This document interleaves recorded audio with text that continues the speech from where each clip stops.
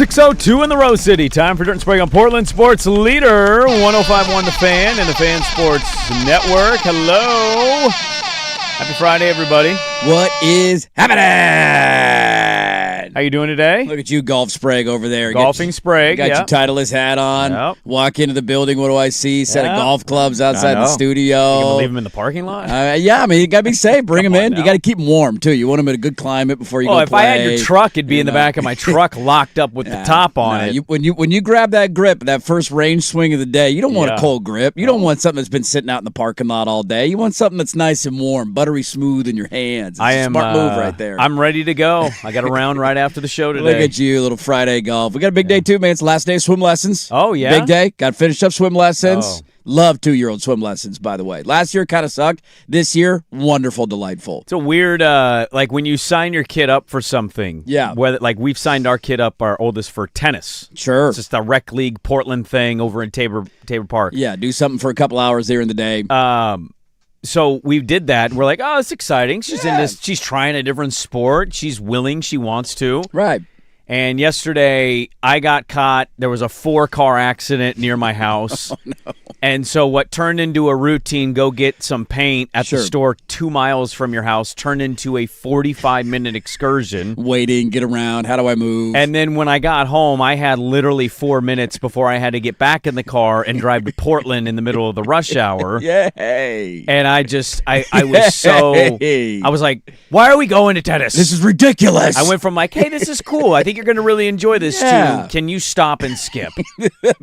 The balance of like trying to get your kids something to do in the middle of the summer too. You don't want them just sitting around the house all day. You got to sign them up for stuff. Yeah. You got to have activities. You got to have camps. The drive to go get them, that is definitely, thankfully the pool's in the neighborhood, so we don't have to deal with that.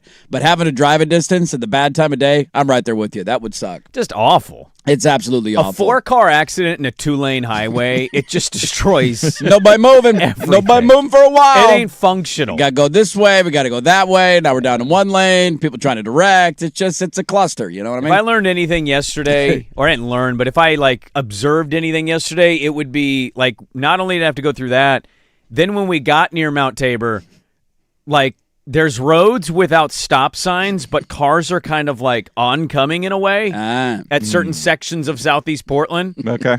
And my wife is like, who's stopping here? I was like, well, there's no stop sign for me or them. Nobody goes. Yeah, it's like a weird angle. Yeah. You go, I go. You go, I go. And she goes, who designed this? And I go, well, the entire city and metropolitan area was designed in a way that said, nobody's ever going to live here, so let's just make it as limited as possible. Aren't we all supposed to ride bikes anyways, right? We don't even drive. We just ride bikes everywhere we go. I don't need a car to get around this town. Come on. Up on your 2 wheels. You'll be all right.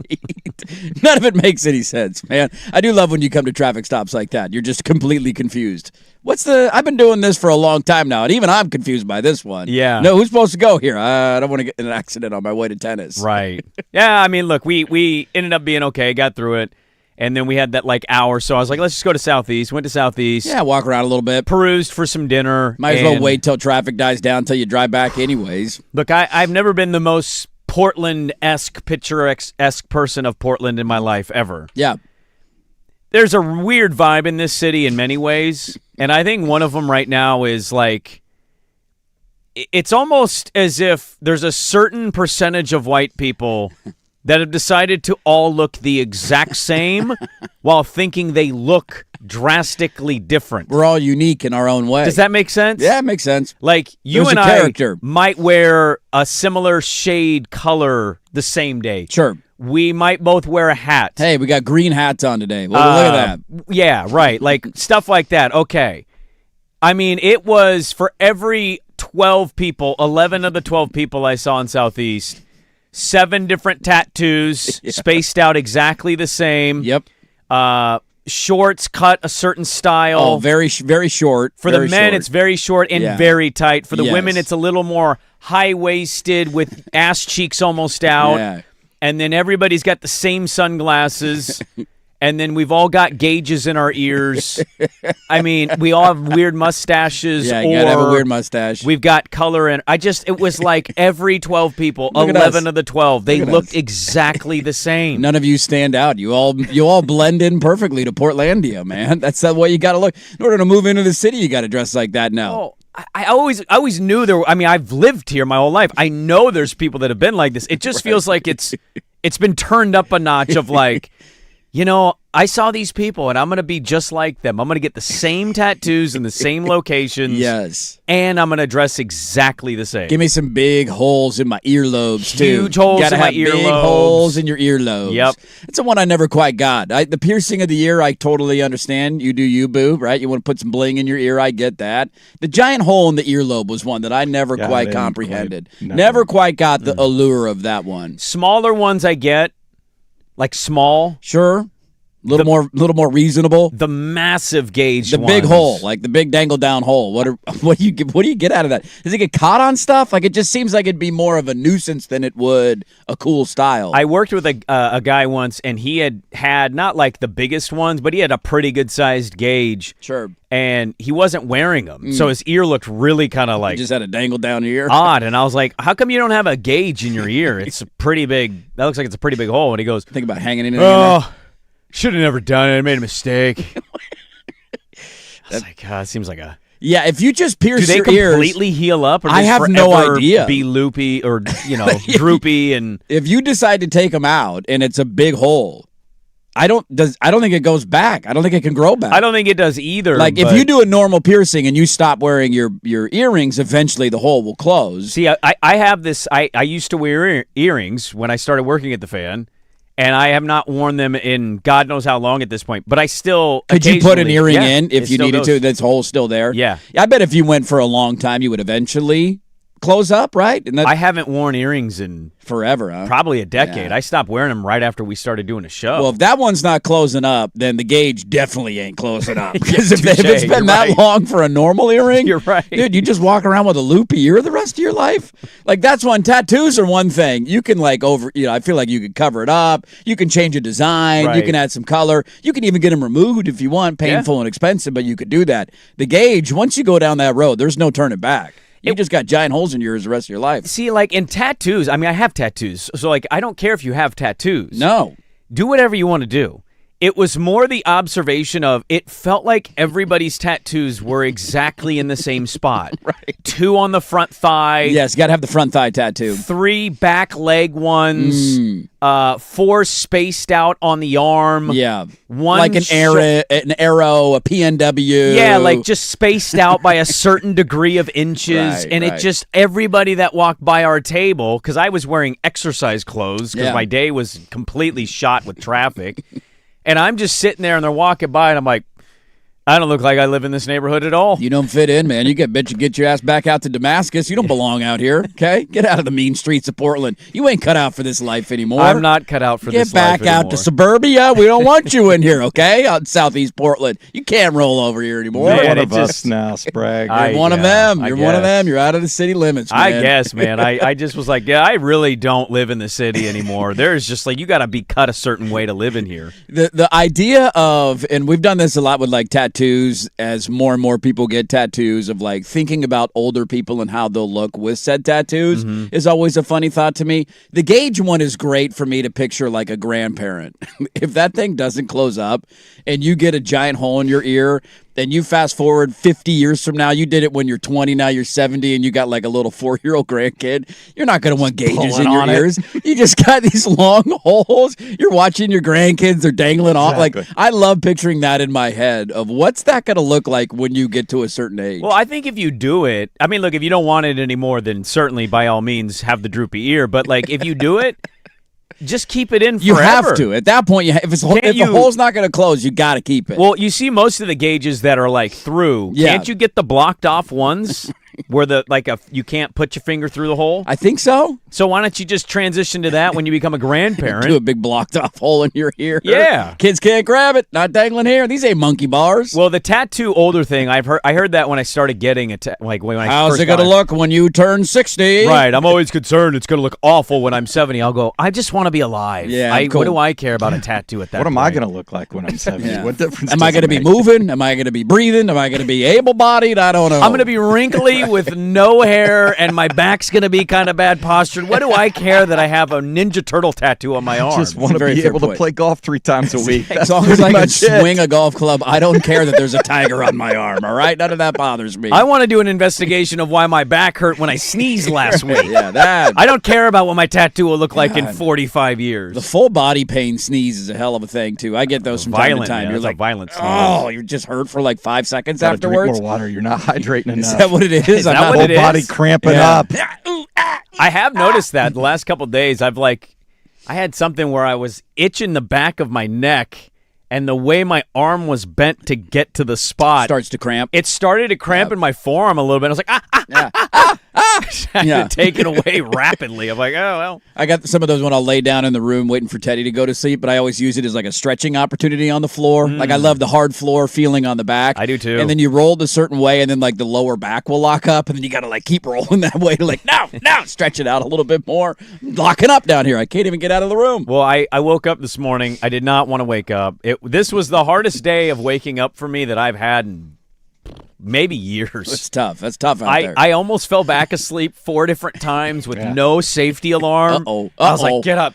You have to do it now. These are the dog days of summer. Yes, they But are. it's just hard with kids because we're out. Like, I didn't get home last night till 8:30, and then Yeah. my daughter's watching Ted Lasso, so like, how am I not going to watch the end of this episode that I really It's like? such a And good episode. it's 10:05, and I'm like, good God, I got to wake up in 5 hours. I got to go to It's crazy. sleep. What am I doing right now? But I finally got up, and when I sat up, I was like, oh, legs are kind of sore. Exercised yesterday. I literally rolled out of bed and went, that was the sound. It was that loud, too. If my wife woke up, she heard it. It was like, it's like What was that over there? Was that a 40. bowel movement? 40's just going to smack me dead in the face in December, dude. I've loved that the Teddy ball game has started to mock me when I get down on the floor to like play with him because every time there's a get down or a It's get up, slow, isn't it? It's slow, and Yeah. there is a sound effect involved with it. Yep, coming out. And then he'll start doing it. Like, are you making fun of me right now?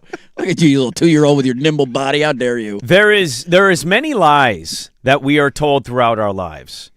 I don't know if I have discovered a bigger lie outside of like the general intelligence of human beings that are age 25 and older. I used as a kid used to think everybody was super smart and knew what was happening. Yeah. Boy, people are dumb. Yeah. But outside of that, having like Arnold Schwarzenegger or Vin Diesel jump from a helicopter onto a moving car at least 45 or older and just be A-okay. It's like not a chance. Nobody's buying this. He didn't properly stretch. Nope.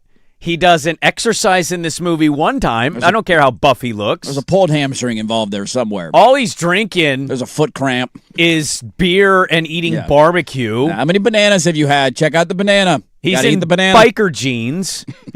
Like, you're telling me at a full-speed helicopter drop onto a car, just clear-cut, no problems with your back there? Easy peasy lemon squeezy. Liars. They're all liars. This one from P1 Lawrence saying, hey, your ears and your nose are the only thing that never quit growing. Grandma Yeah. will need dinner plates by the time with those gauges.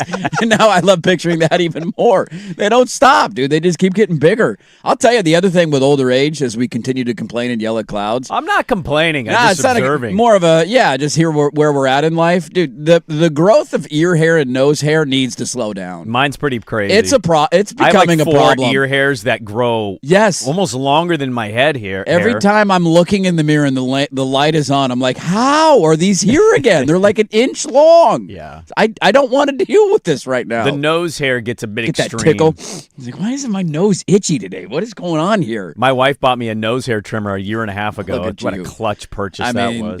hey, it's efficient and it great. gets the job done. Clears it right out, dude. That's what I'm going to need, one of those. I'd always heard the nose and the ears are the things that never stop growing. And for some people, I look at them like, I don't think theirs are growing. I feel like mine have gotten bigger. Your nose and your ears have gotten bigger. I always had kind of ears that stuck out. Me and Yeah. my other older brother have like bigger ears from my dad's side. But and I was very self-conscious of my ears, weirdly. It was like a big insecurity for me for a while. Me too. I have big ears. I feel like my nose has absolutely gotten more bulbous the last 10 years. Well, now I'm going to track this. Well, I just feel like I had Side a normal-ish profile nose. Like, every if you day. look at kid photos, you're like, oh, it's a Right. good-looking, regular nose. Looks like a normal nose. Nothing wrong with that nose. Now I'm creeping into 40, and it's feel like, like I it's feel like just it's a just like schnoz. getting huge. It's like a zit. on my face. You got to pop that thing, man. It's Get the two thumbs together and pop it off right now. Never been more true than that nose and ear thing than on my face. I love there's those like pictures that they put together of videos of like the teacher walking into class wearing the same thing almost every day, like every Monday, Thursday. Oh, that's like, and then I've you seen put that. the videos together over the entire school year. How you doing? I'm gonna start doing that with your nose profile every day. Start of the show 6:02. Click. Click, and we'll put them all together, 365 of them, and we'll gauge how big did your nose get in the span of 1 year. If we still do this in 10 years together, we should have 10 years of photos to see where we were at right before 40. Dude, it was here and now it's here. Dude, like how did it go from there to there? Your whole face is a nose. You got like a 4-inch nose now, man. This is wild. Somebody's saying today is the last 9 p.m. sunset of the year. They start to go back in the other direction. Hearing that, I mean, I know. shout out the note, but I hate thinking about it. It helps going to bed early, but yeah, thinking of the 4 o'clock sunsets gets a little depressing. I get stuck in a trade-off of like, obviously I love football season, but also I love this weather. Dude, our summer so far, phenomenal. We didn't need to talk about it. Phenomenal. That's all we need to say. I mean, that's all we need to say. Things are going good. There's no base runners yet. Ask you a really quick random question I've been meaning to ask you all week. Fire away. I've been noodling on this since Tuesday. My one of my best friends, his daughter is having a quinceañera this weekend. Okay. I really want to show up in my luchador mask, but is that racist? Yes. What if he gave me the green light, but Then his it's wife has not? Totally fine.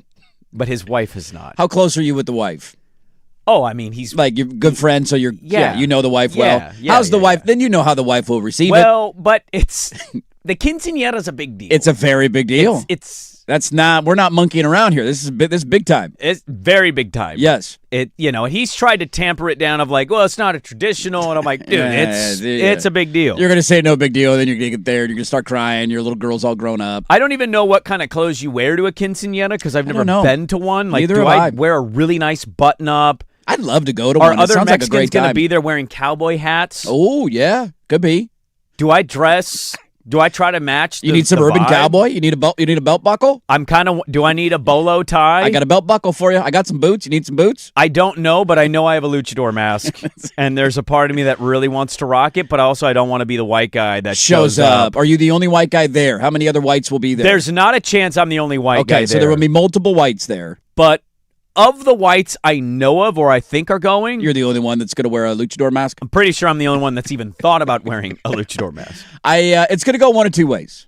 It's either going to be hilarious. Everybody will laugh. You'll be the talk of the quinceañera. Look at this white guy showing up in a luchador mask. This is awesome. Or everybody's giving you high fives. Or you'll stick out like a sore thumb. And then I'm going to offend at least 10 Mexicans. At least a dozen, probably. And then you're going to have to do the shameful luchador removal and then show your face.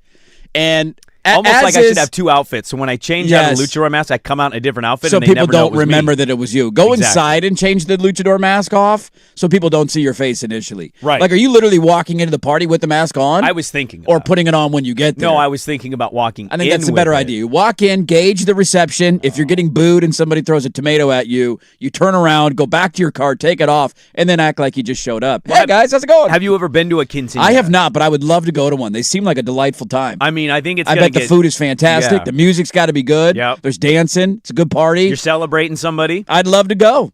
If anybody wants to invite me to a quinceañera, I'd love to go. But you wouldn't wear a luchador mask. I would never wear it. I don't own a luchador mask.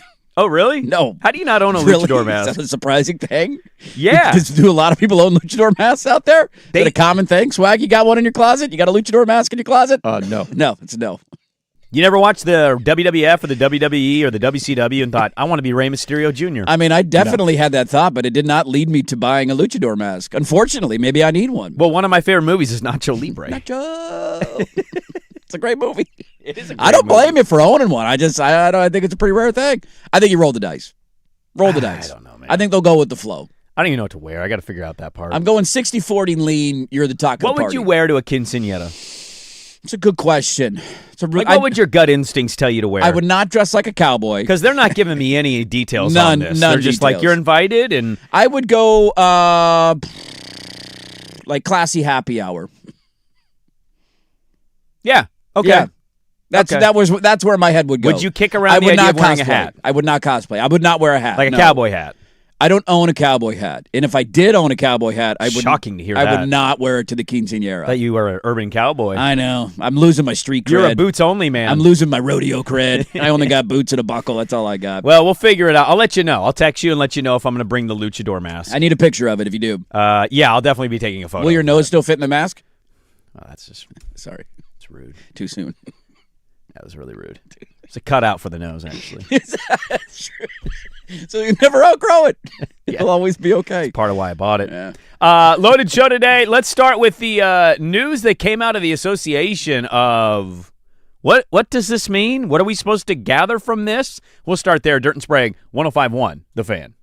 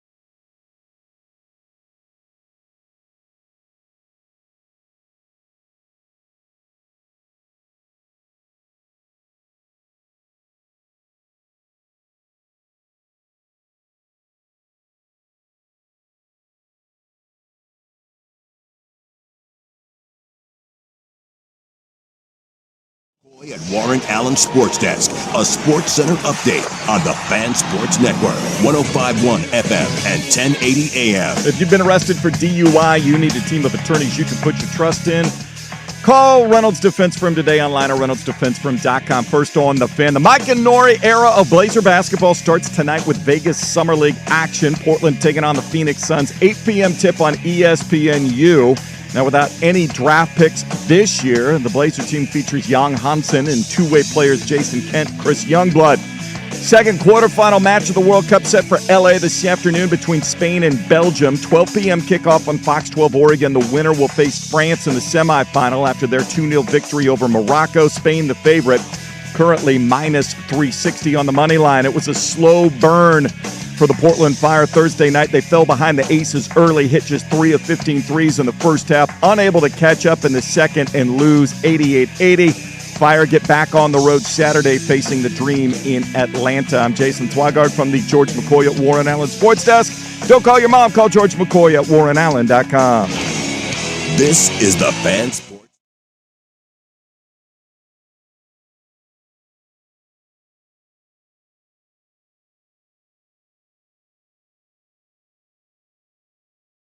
FM and 1080 AM. All right, good morning. Happy Friday. I hope when you went to bed last night that you Don't sleep on Ja. didn't sleep on Ja. Don't be sleeping on Ja. I'm You not don't sleeping sleep on Ja. I'm awake on Ja. I'm woke on Ja. I'm woke on. I'm woke on Ja. Is that what they're saying? That's what we're saying. That's right. That's what they're saying in Portland. Should there be a poll question of the day? Are you woke on Ja? Could you be any less excited for Blazer Summer League than you are this year? No, I don't think it's physically possible. I was driving around listening to Danny and Patrick talk about it yesterday, and Patrick giving the so tell me about the roster. Patrick had all the vibes of I don't know why I'm doing it as a segment is how I took that. Is this a Bridges? Who's this Bridges guy? And I'm like, I've never heard of any of these guys. Oh yeah, and then we got Young Hansen, who we're hoping is too good for Summer League. The only interesting storyline of Summer League is if Young Hansen sucks. Because if he's good, it means nothing. It's Summer League. If he sucks in Summer League, yeah, bit of a problem. I think it's close to the Zach Collins, Biggie Swanigan year. Ooh. But at least Zach Collins had been traded. We used 3 first-round picks to get Zach Collins. Yeah, we at least traded some stuff to go get Collins, and it was like, okay, here we go. Is he going to be the legit power forward of the future? Biggie Swanigan got me excited with Summer League highlights. R.I.P. Yeah, R.I.P. indeed. But, I try to come up with years, and I think this is the most out on Blazer Summer League I've ever been in my life. I'll be honest with you. Yeah. I can't envision myself devoting even a minute to watching that team. When are the games again? Do you know cares? that? Yeah, who cares? I think it's today. If I happen to be in front of my TV and the guide happens to be up and I happen to see that the Blazers are playing a game, I'll turn it on for a few minutes. I If won't. None of those are happening, I'm not seeking it out in any way, shape, or If form. the young bomber's going to play 15 minutes, the chances are you turn it on and he's not on. You're not going to see You're him. going to watch Youngblood. Dude, that happened to me again yesterday in the soccer game. God, I hate soccer. You missed the goals. I'm watching the whole first half. I have it on. 0-0. 0-0, great game. Yep. Like, second half starts. I walk out of the house for 15 minutes. 15 minutes. And they got both goals. Halftime to the start of the second half, and I come in as 2-0 France. Sit down, watch the rest of the game. You know what happened? Yeah. No more goals were You scored. missed the Mbappe I missed goal. all of it. Yeah, the you only did. things to watch. God, your sport's stupid. Thank you. I appreciate it. And I love that you're calling it my sport now. Hey, you're a soccer guy. I'll allow it. You're Premier under the League umbrella. Sprague, that's what they call me in the streets. That is right. I want to ask you, the NBA sent out a memo to Shams Charania yesterday saying the Clipper-Raptor trade has been put on hold. I said not so fast, my friend. He cannot be traded until the NBA investigation finishes the Clippers circumventing the salary cap story that came out from Pablo Torre a few months back. The trade was, again, it was Kawhi to the Raptors for Ingram, Grady Dick, unprotected first-round draft picks in 21 and 33, and a 27 first-round pick swap and 2 second-round picks. Clippers, in a statement to ESPN on Thursday, said the trade, quote, can only be finalized if the Raptors ownership group assumes the risk of penalties related to Kawhi's contract that could theoretically result from the ongoing investigation. Not today. Meanwhile, the Raptors issued their own statement saying they would wait for the league findings rather than assuming the risk, but they, quote, remain eager to bring Kawhi back to Toronto and look forward to swift resolution for our players, our organization, and our fans. Very interesting questions come out of this. First, what is the NBA doing? Why did it take so long to announce this? When did that trade go down? A week and a half ago? About a week and a half ago? Yep. We've already got to the point where he's like in Toronto, like sides have moved on. You're mentally preparing for what your roster is going to look like next year. And now you drop this bomb. Like this should have been something you communicated with the Clippers prior to any trade even being negotiated, and also made aware to any team, hey, if you're going to be interested in Kawhi, just know that this is still hanging out there. We have to finish our investigation. To wait a week and a half afterwards, now the teams are like, okay, is he on our team? Is he not on our team? If you're Toronto, because the contract I don't think is going to get voided. I just don't see Adam Silver having big enough balls to do that. But I think there will be some punishment for Kawhi. And the interesting part of this becomes, what is the threshold for you that gets you to say no deal if you're Toronto?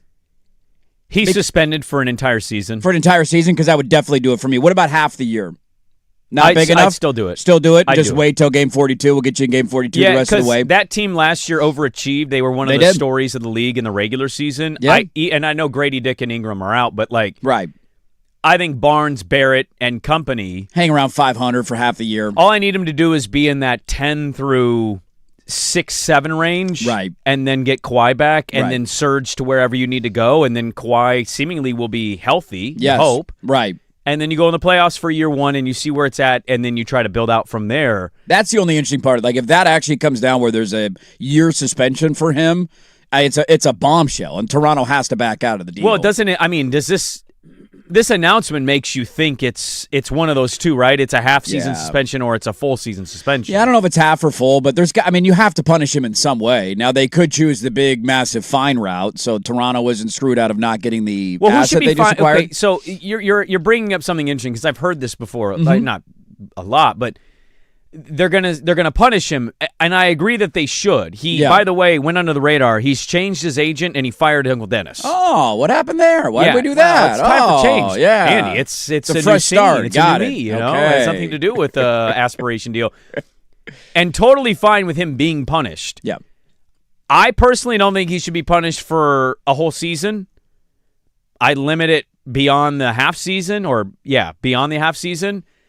The Clippers are the ones that should be getting hammered in this. Agreed. I mean, utterly hammered. Yes. All the evidence that Pablo Torre provided, which I'm still confused. What is the NBA finding out that we didn't find out? Didn't that Pablo Torre thing come out before last basketball season started? It came out like 9 months ago. We're almost at a calendar year. So what are you doing?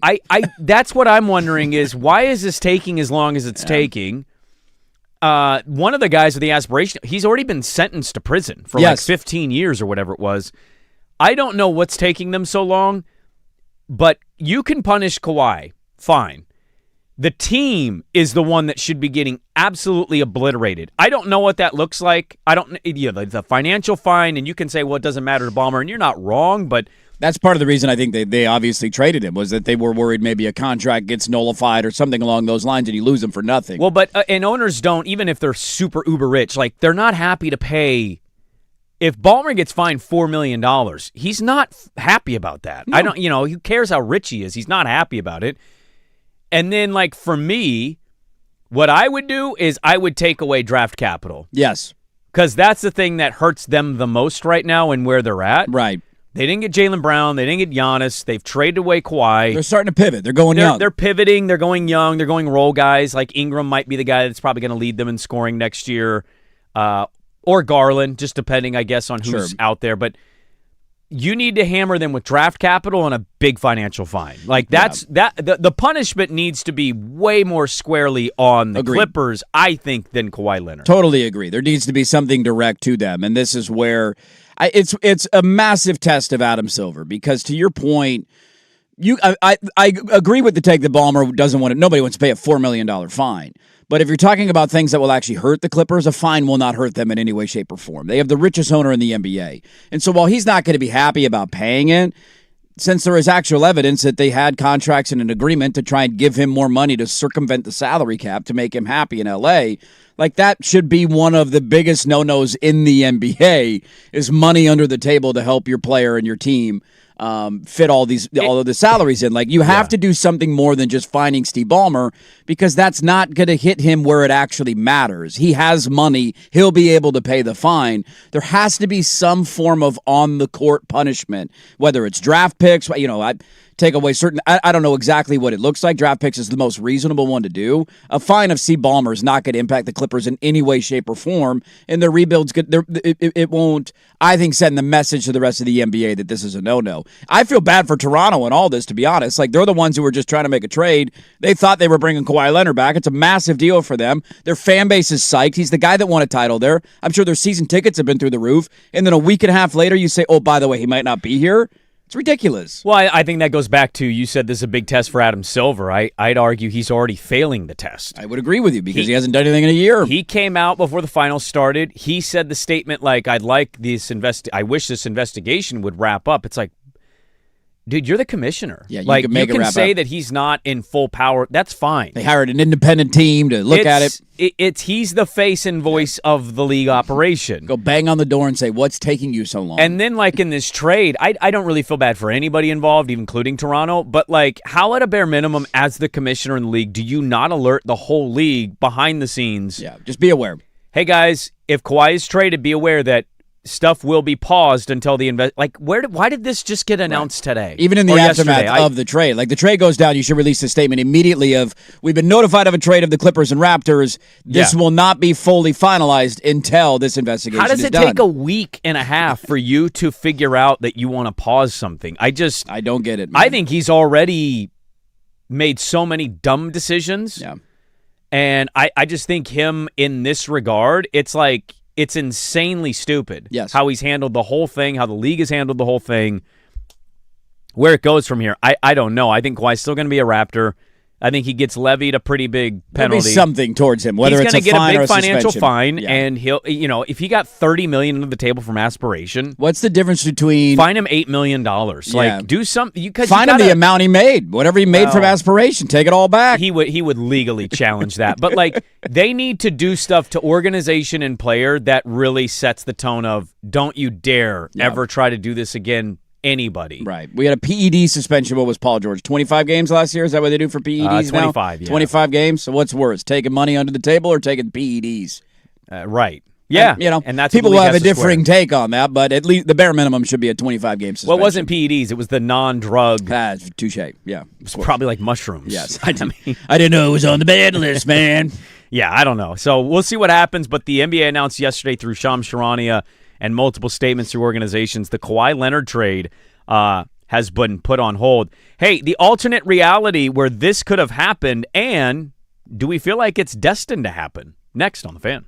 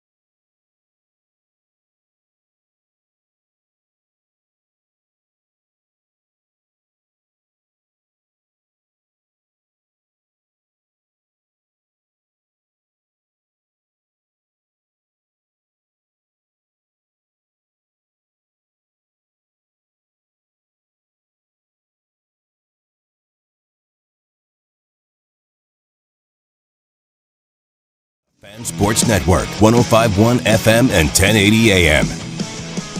We got some Blazers odds and ends to get into coming up at the top of the hour. Fun little Friday program. Good morning. Happy Friday. Dirt and Sprague with you on 105.1 The Fan. So I was perusing through some college football stuff yesterday. Yeah. I texted you a question. Took you 9 hours to respond. You That was about responded. 2.5. I text my wife. I was like, dude, he's the worst person of all time. I hate this guy.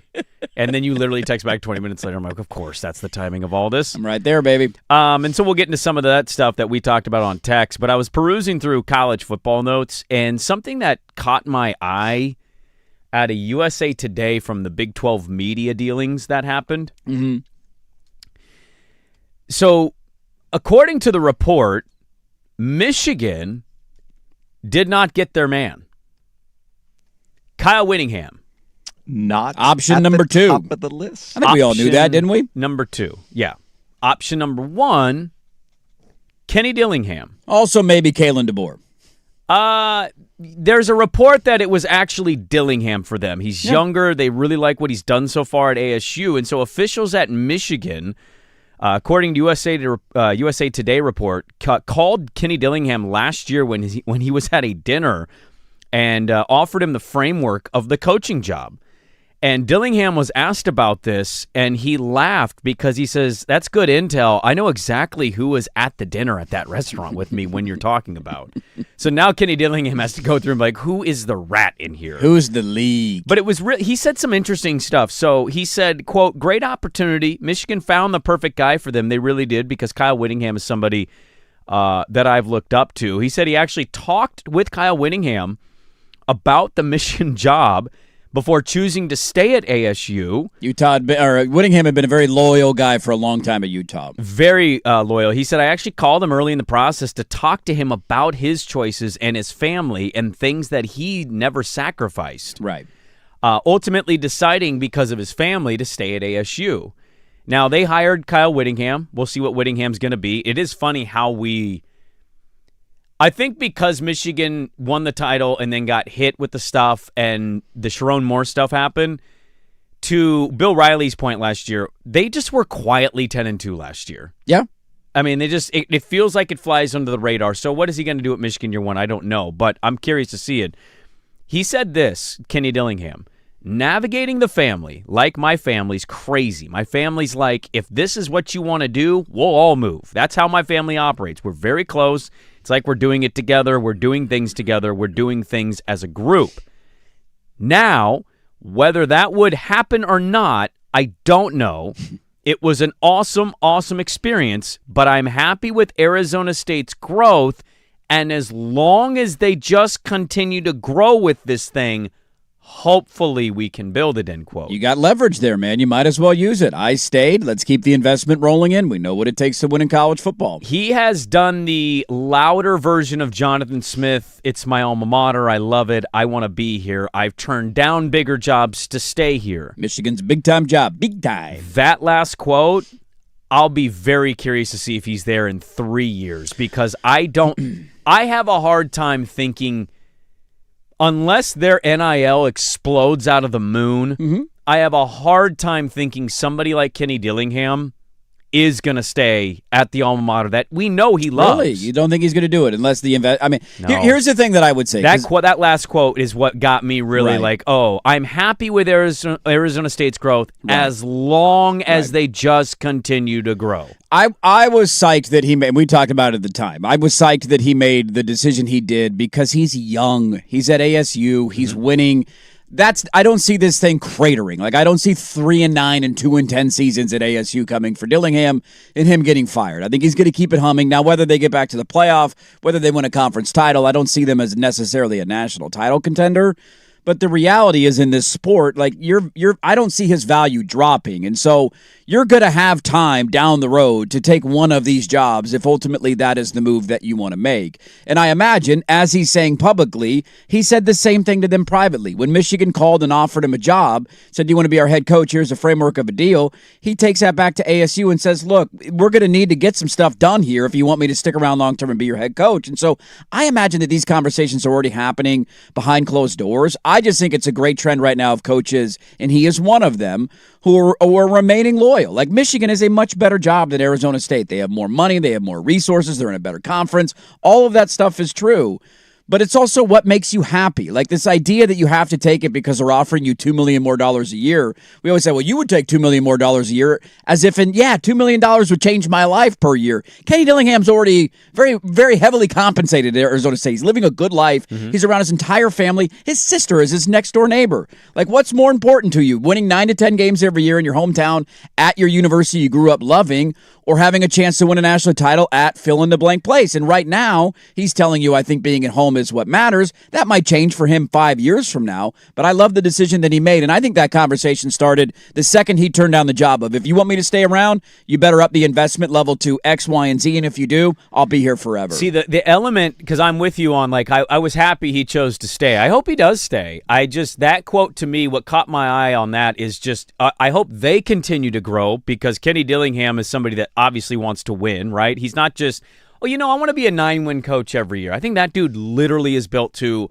I want to be at the top of the sport, right? I think there's a pathway to be very competitive in the Big 12. Outside of Texas Tech and the money they're spending, there's nothing that I look at in the Big 12 and I say, I don't know if ASU can catch them. Certainly. I totally agree with that. I just think the problem is they're never going to compete, in my opinion, for a national championship. Probably not. And I hope I'm wrong on that. He's certainly a pretty good coach so far, and we'll have to wait and see on it. Him saying that his family is psychotic to the point of, where do you want to go? And he randomly just says Ole Miss one year. Right. And they all go, okay. And they sell their 4 houses in Tempe and they all just move. I think that's the aspect, is like, we've kind of run with the conclusion of, like, because we knew his sister was his neighbor and the family stuff. I think we've run with the idea of, like, they're settled in Arizona, when he's telling us, nah, it's really about where I want to settle. Because he's the golden goose probably of the family. Without a doubt he is. He's making $10 million a year. Years old, making $10 million a year to coach football. I'll be honest with you. I would hometown. Probably operate the same way with my my close-knit circle of, like, hey, if you guys want to go, I'm happy to kind of just provide the whole thing. I don't need, I used to be super dirt-ass poor.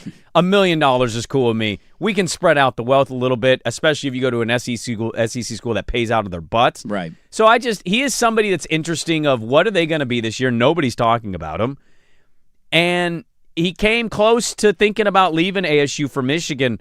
What's the next gig in a year? What's the gig after that? And people will offer him every year if he keeps winning. What does ASU do? Because Cody Campbell's not going anywhere. Texas Tech is going nowhere with Joey McGuire. If they don't go through the Big 12 and get through BYU, Utah, Texas Tech, whoever, Kenny Dillingham's cool just being the 7-8 win program who's well supported but just can't break through some of those other programs. I don't know if I agree with that anymore. The interesting part is, and this is where the call to Kyle Whittingham I thought stood out, that I always kind of viewed Utah as that. I never viewed Utah as a national title contender. They were a great program. Mm-hmm. They were good enough to win their conference any given year. They did a couple of times.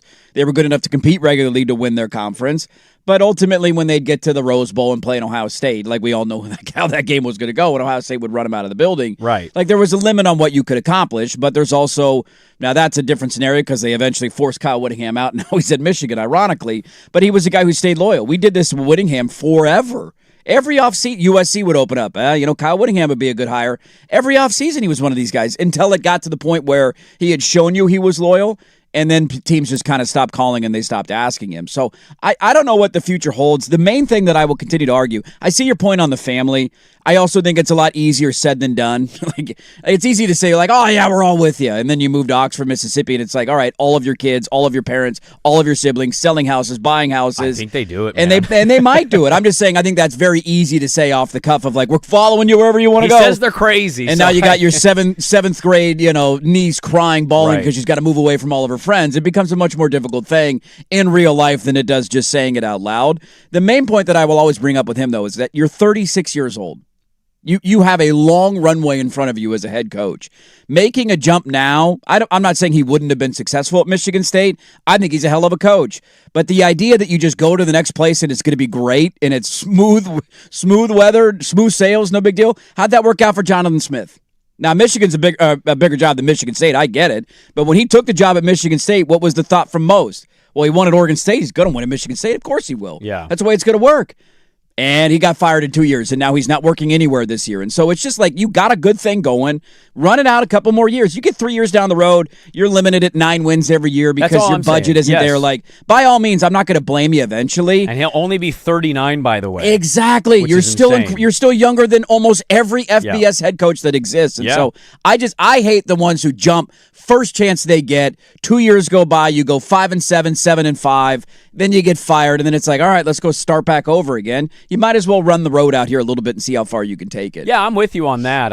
If you tell me in 2 years ASU has not won the conference or gotten back to a playoff, and they're an 8-win team on average. They won 8 games last year. They were 11-3 2 years ago, 8-5 last year. Yeah, and they were they were one of the stories of college football his first year. And last year they took a slight step back. We'll see what they are this year. I don't know what to make of the Big 12 outside of one school. Right. He seems like somebody.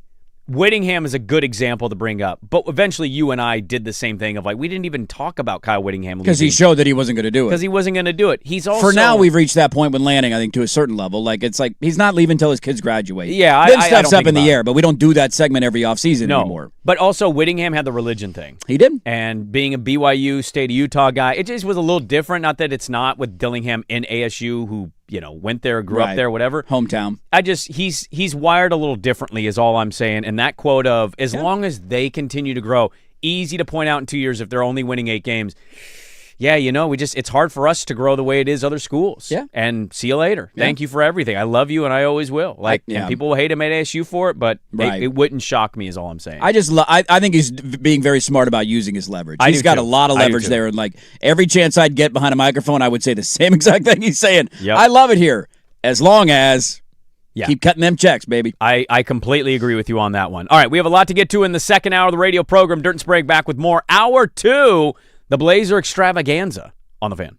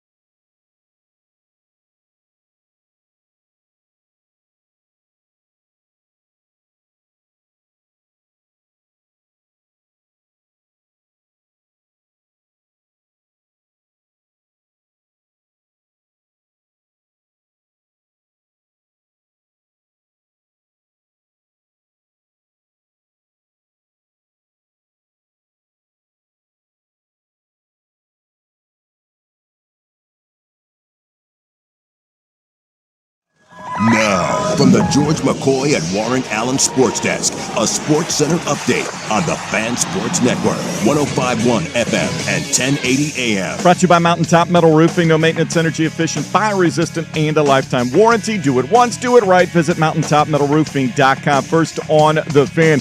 Blazers Summer League roll in Vegas starts tonight. Team looks an awful lot like last year's team. It's featuring center Young Hanson's last year's number one pick. They will take on the Phoenix Suns 8 o'clock on ESPNU. Second quarterfinal match of the World Cup today in Los Angeles. High noon kickoff between Spain and Belgium on Fox 12 Oregon. The winner will face France in the semifinals after their 2-0 victory over Morocco. Spain is the favorite, currently minus 360 on the money line. Gentlemen, semifinals this morning at Wimbledon. Second seed Alexander Zverev taking the first set from unseeded Brit Arthur Ferry, and he's up a break in the second. I'm Jason Swigart for the George McCoy at Warren Allen Sports Desk. Don't call your mom, call George McCoy at warrenallen.com. This is the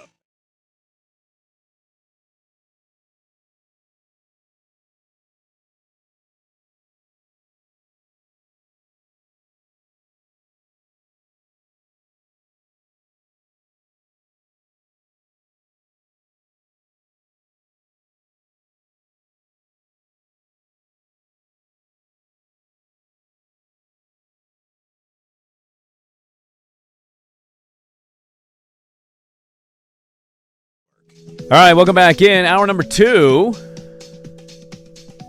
You did a good job. There's terrible music for that open. That one is a little Just slow. like baby music. I haven't had any I know issue you're with all the talking other about ones. Yeah, leash on children, but I mean, maybe that's what he's doing there. Look at the big brain on Swag. yeah, I guess. giving you some baby music. I guess for your baby open. Put a leash on your kids yet? Well, no, we know this about Swag. I'm a closet Artist Gilmore fan.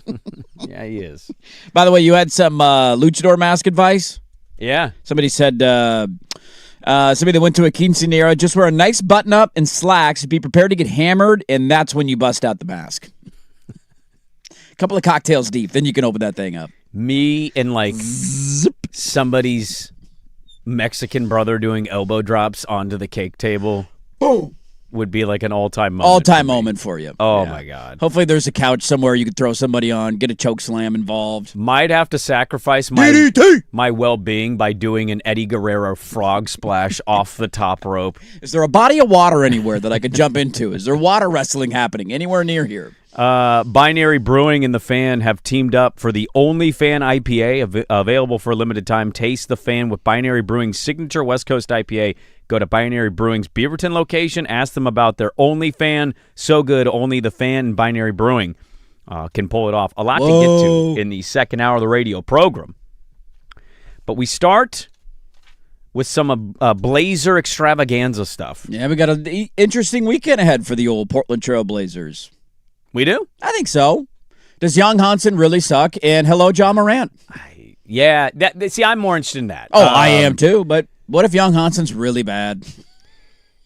I mean, can we pull up his stats from last Summer League? Because his first play was the backdoor pass, and we lost our minds. Were his stats even that good?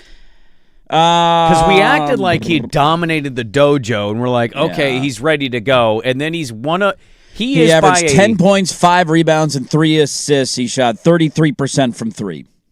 He is statistically has to be in the running for one of the worst Blazer first-round picks of all time. Yes. Yes. Did he shoot above 26% from the field in games? In actual games or in Summer League games? No, in actual games. In actual games? Summer League, who cares? No, I don't believe that he did, Bob. Okay. I don't. But he averaged 2 points per game. What was percentages? 1 rebound, half of an assist. He played 7 minutes per game in 43 games. He shot 31% from the floor. Oh, my God. You ready for the 3-point percentage? 11.9. From a stats standpoint, He took 42 on the year, and he made 5 of them. I'm going to say it. From a stats standpoint and just an eyeball test, we're doing this big analytics versus what, What's your ball. gut tell you about Young Hansen? He sucks. That's the worst first-round pick That's what my to gut play tells in their me. rookie season in Blazer history. Yeah, I heard Danny yesterday say they're hoping that he's so good that they don't have to play him in all their games, and that would certainly be a nice problem to have. I just went to the opposite of like, what if it still looks really rough, and you're in year Well, two they and already you can't told even. They already told you what it is. That's They I have get three it. centers I on already the knew team. he wasn't going to play in regular season games. This is summer league, man. Yeah. Reasons I've heard for why they didn't draft Cedric Coward and not taking Carter Bryant and Could use some wings with length right now. Hindsight 2020. Don't get me started. Although we were all saying it a year ago. Remember when you took a center the year before in the first round? yeah. Yeah. Okay. Yeah. Just checking. Don't sleep on Ja. Ja Morant is doing a lot of pub right now. The Ja Morant 4s are being released. The Ja 4s. The Ja Force. I hear people say really good things about his shoes. Yeah, did you feel me? You feel me? Very popular shoes. He had this video. He was asked about best dunkers. Zion Williamson or Ja Morant? Me. Ja Morant or Dominique Wilkins? Me, from any name you say after this song, it's gonna be me. You name it. Don't sleep on Ja. He's a good dunker.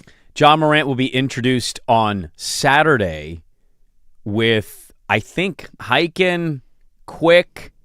I'd imagine Freeman. I think so, but I don't know.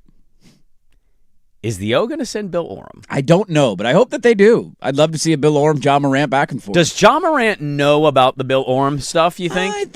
I don't know if he knows the specific details, but I'm sure it was loud enough to where there's a columnist echoed saying to him. things. There's a reverberation that gets to his circle. Ja, there's a white guy in Portland, man, and he's saying this.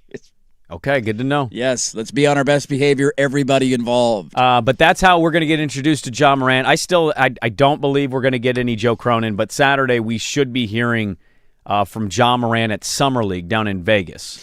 I mean, look, I'm excited. The only thing we have so far is the Micah Nori quotes from the Quick article of his visit to him in South Carolina and how eager he sounded to be back involved in basketball, how hungry he was for another opportunity, how aware he was that this is probably his last chance, right? He's going to get one more go at it. And so all the messaging so far has been good. I imagine in the press conference that will continue.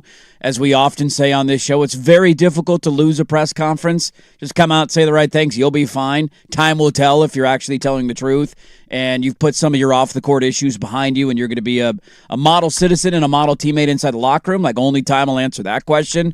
But I'm still excited, man. I don't know what to expect of him next year. I don't know where his game's going to go. I certainly remain excited about the trade in a vacuum of Grant and Murray for Ja Morant. But it's just, there's going to be a weird nature of, is he going to hold up the jersey? Is he wearing the jersey? Like, just Ja Morant in a Blazer jersey is going to still take a while for me to get used to, considering how big he was, everything he's been in the news for the last couple of years. That's still going to be one of those, like, man, that's going to take a while to sink in. Well, so Nike is unveiling the Ja Morant 4s. The shoe is very popular. He has been very questionable as an endorser.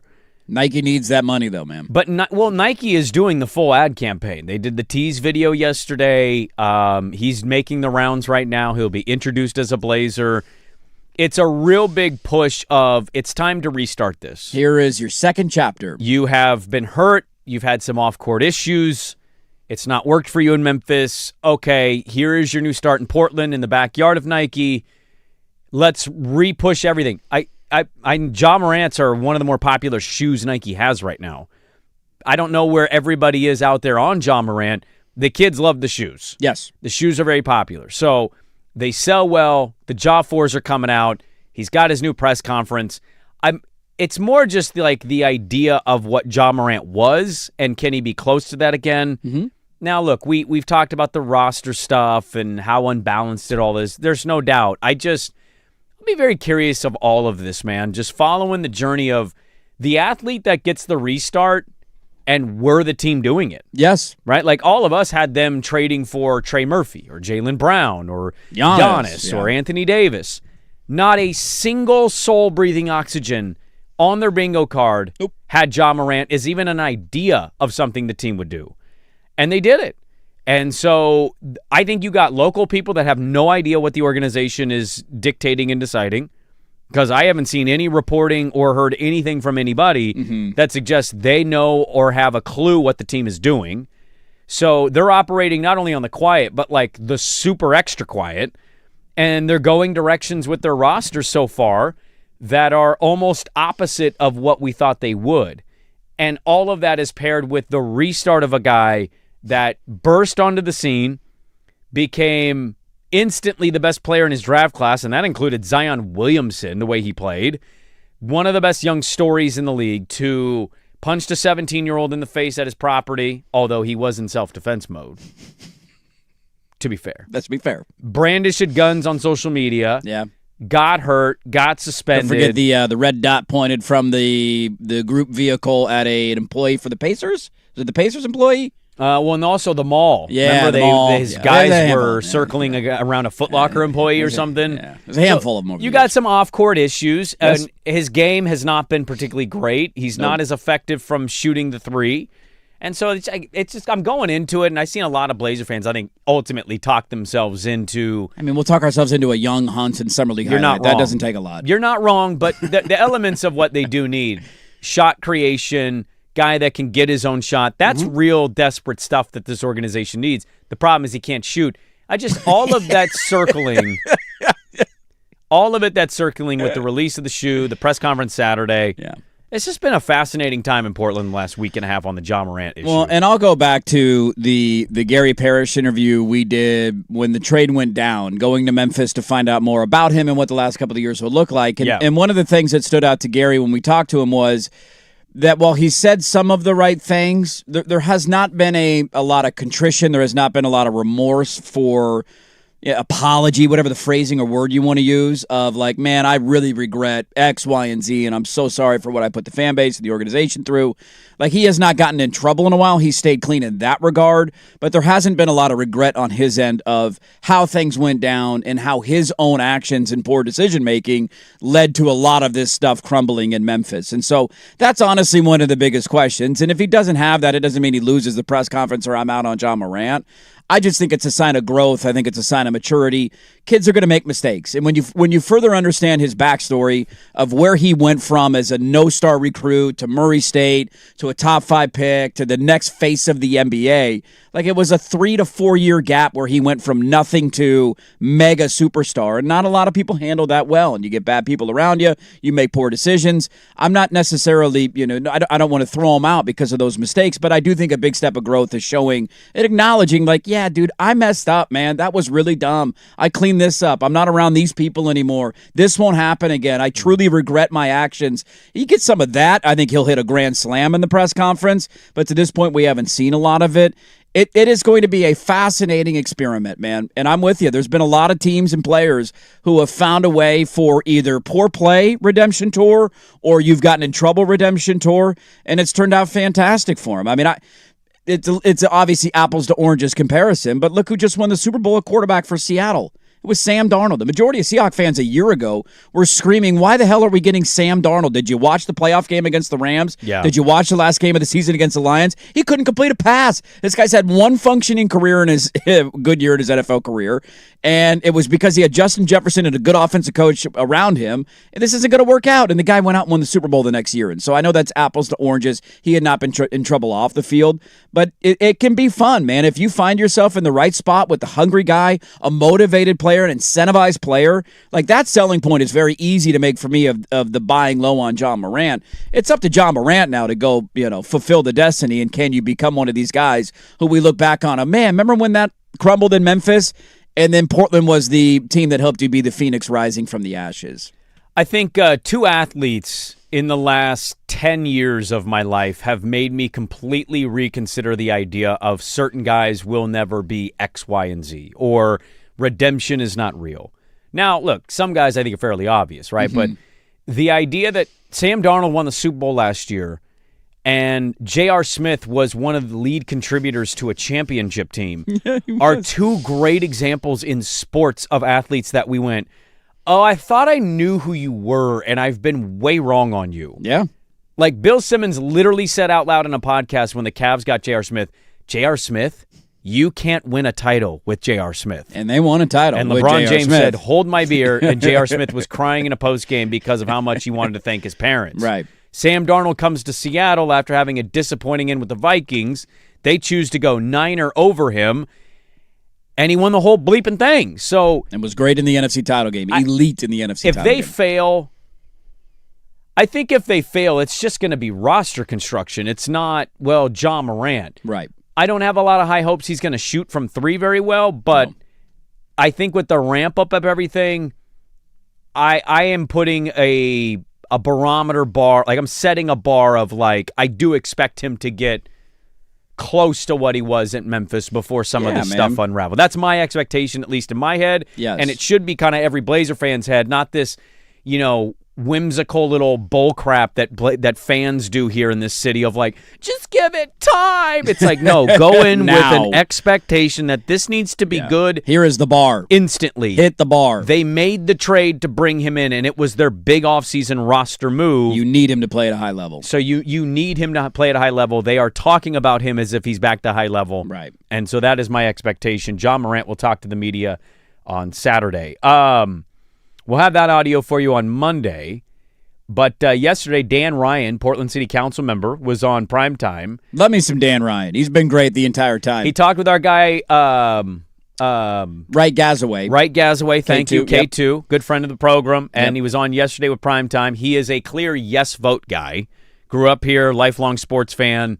I loved how he described becoming a sports fan because of siblings. He's like, I was kind of the nerdy Howard Cosell guy being a part of the sports scene. It's also very personal for him because he is the council person for the Albina district. And so he certainly understands what will happen to his district and the tax dollars and the loss of, this is a big one for him. It's in his backyard. Here was Dan Ryan yesterday. Adam Silver and the Board of Governors came in when Tom Dundon bought the team. Here is what Dan Ryan said he told Adam Silver to his face. Yeah, and with the commissioner, it was more like, I said it like this. I said to him, I go, I know that we have to have a term sheet that you can get behind and that you can defend. And I don't think you want to be the NBA commissioner that loses, in my opinion, is like the Green Bay of the NBA. Like, that's not good. Your brand isn't great, commissioner. No offense, but it's not. And I don't think you want it to be tarnished by being the commissioner that watches the Blazers exit.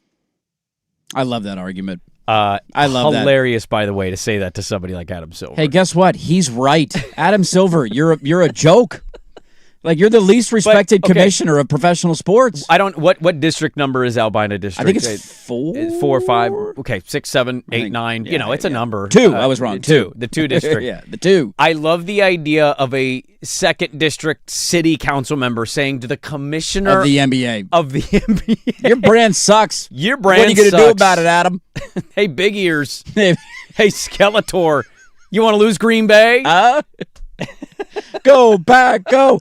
He's not wrong. That's why I love it. That would be a horrible look for Adam Silver to let it happen. And Adam Silver knows it's a horrible look. We played the audio a couple of weeks ago of the Steve Ballmer stuff when he was trying to get into the NBA and there was a team for sale. Mm-hmm. He called the league, said, I want to buy him and I want to move him to Seattle. And Silver immediately told him, like, no, we don't want teams moving. All-time bad decision by him, by the way. Yeah, should have done it because the Clippers Clippers said quietly, yes. will always be second fiddle in L.A. The Clippers should move to Seattle and just get them out of Los Angeles. Should not be 2 L.A. teams, should not be 2 New York-based teams. Nobody cares about the Clippers, nobody cares about the Nets, and it sucks to have 2 teams playing in markets that genuinely don't care about them, but I digress. Silver at the time said, we don't want that to happen, and so I think that's where you're hitting him where it hurts. Like, he knows that this is a big deal. He knows that it's a bad look for the league. He knows the black eye that it will create. And so I think making that argument was a really smart one from Dan Ryan. I'm with you on the picture of him telling how much does Adam Silver make a year? Like $30 million or something crazy. Probably more than that. Him telling him your image is bad, but he's not wrong. The image of Adam Silver is a net negative right now, I would argue, by sports fans. Well, what's one thing you've heard about Tom Dundon? They brought in John Morant, who we talked about. What's one thing you've heard about Tom Dundon with the acquisition of John Morant? He likes to buy low. He's looking for good deals, bargain shopping. Distressed assets is one that local media members will say until they can't breathe anymore. And over and over again. It's Tom Dundon. He operates on the cheap. Distressed asset. Okay, cool. Dan Ryan said yesterday, literally on the radio station, that when he talked to Tom Dundon, because Dundon didn't really say much, he said he was very nice, but he's a shrewd business guy where you could tell he just isn't going to give you a lot. He just said, my only job here is to win. Yeah, that's all I care about. No loyalty to the city, no loyalty to the state. He's from Texas.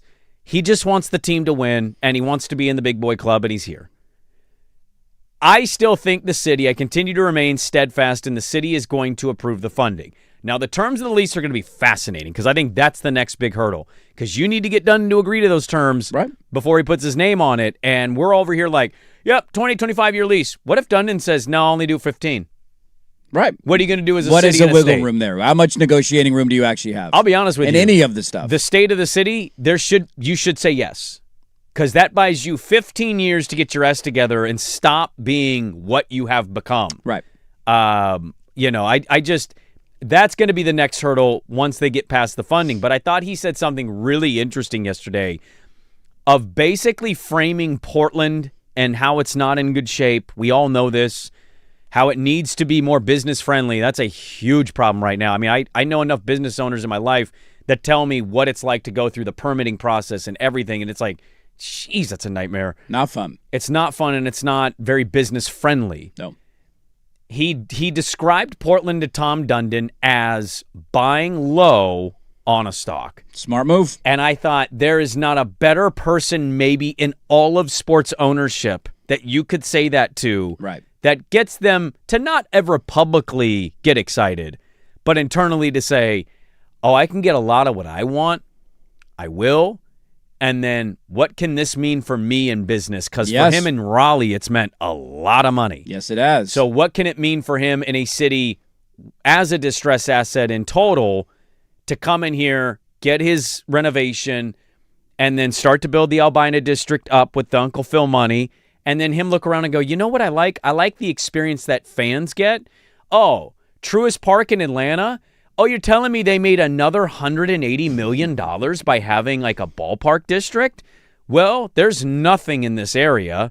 I'm going to build a couple things up. I'm not saying he's going to invest. He has not made any commitments to that. No, not yet. I'm just simply pointing out a guy who is really good at business, known for distressed asset, being told to his face, you have bought low on a stock right now, and the city needs to get the rest together, get the funding, approve, make a lease, get the agreement, and then start working together to get the city back to what it is, a city that we all love. Yeah, I thought the Ryan interview was great. I thought the argument he made to Silver was fantastic. I love that he said that to the commissioner of the league, and I think he's certainly a shrewd communicator because the argument he made to Dundon, I'd imagine, is one that sells and sticks out to Dundon that he will remember.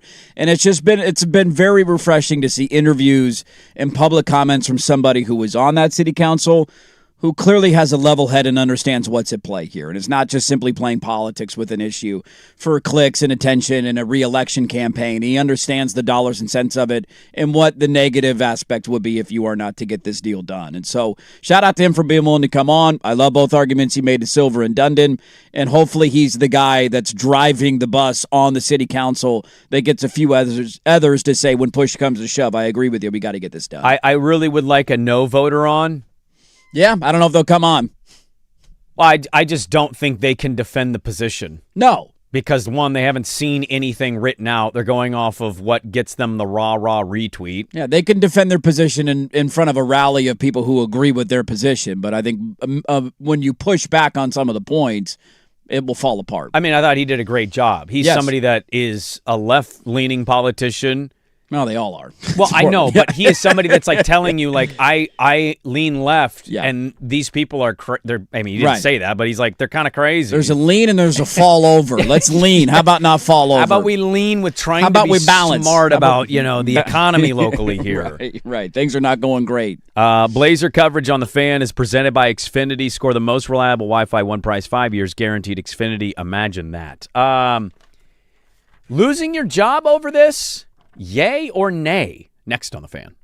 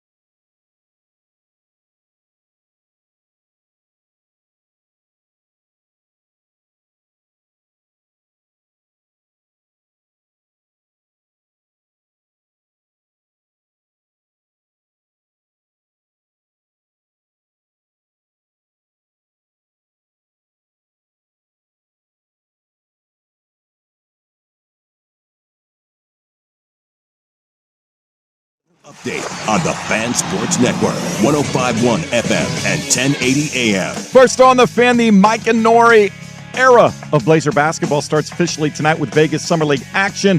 Portland taking on the Phoenix Suns, 8 p.m. on ESPNU. They do not have any draft picks from this year, so last year's number one pick, Yang Hansen, will be the featured player.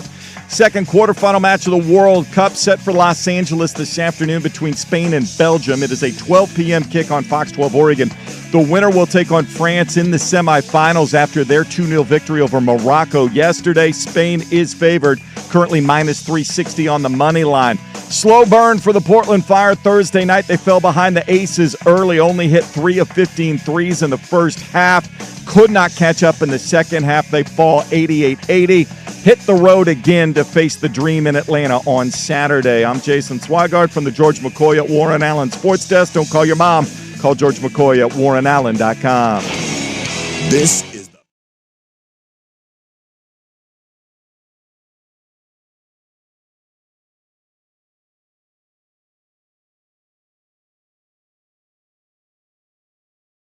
AM. What is the fascinating thing about this athlete? We'll get to that coming up. Got a lot of football stuff to still dive into. Dirt and I are going to yell at each other today. Oh, what are we going to yell about? Probably Going to yell about microtransactions. That's a big thing in my life right now. Microtransactions. Have you now followed the controversy with the new college football video game this week? They are getting killed. I almost put that in the magic hat. I Did guess you throw it people in? are Yeah. really upset. People are livid. Are you one of them? I haven't played it enough to be impacted by it, but Oh. essentially they've changed it to where you need to. Yeah. Oh, timeout. Okay. You could play it as much as anybody in the city of Portland, and I'd still say it shouldn't impact you. It's a video Well, game. if you want to advance to certain levels with your player or coach, you know what you need to do? Buy these tokens for $9.99. That's why people are living. You want to beat Clemson on the You road? want to beat Clemson on the road? That'll You be need some, $4.99. you need some coach points? That's going to cost you another $4. Oh, man. So they are getting, I think yesterday was the official release, and it has been a rough week for EA Sports. We've been doing this since 2012. Yeah, long time. From the night show dweller years to this. And it's been an interesting journey, to say the least. Now we're morning dwellers, Yeah. Waking up at 3 a.m. like gargoyles. We've seen a lot in our industry. Have you ever seen what happened? I don't know if you've seen this story. Spurs fired their TV play-by-play announcer. How do you miss this story? Well, it's possible for you to miss this story. Swag Did is you- smiling in his all-pink outfit today Yeah. as if he has also even seen this story. Did you see the picture of the gal? Yeah, I did. Okay. So Jacob Didn't Toby, miss let me it. get to the story, all Sorry, right? sorry. Shut up. Just shut up.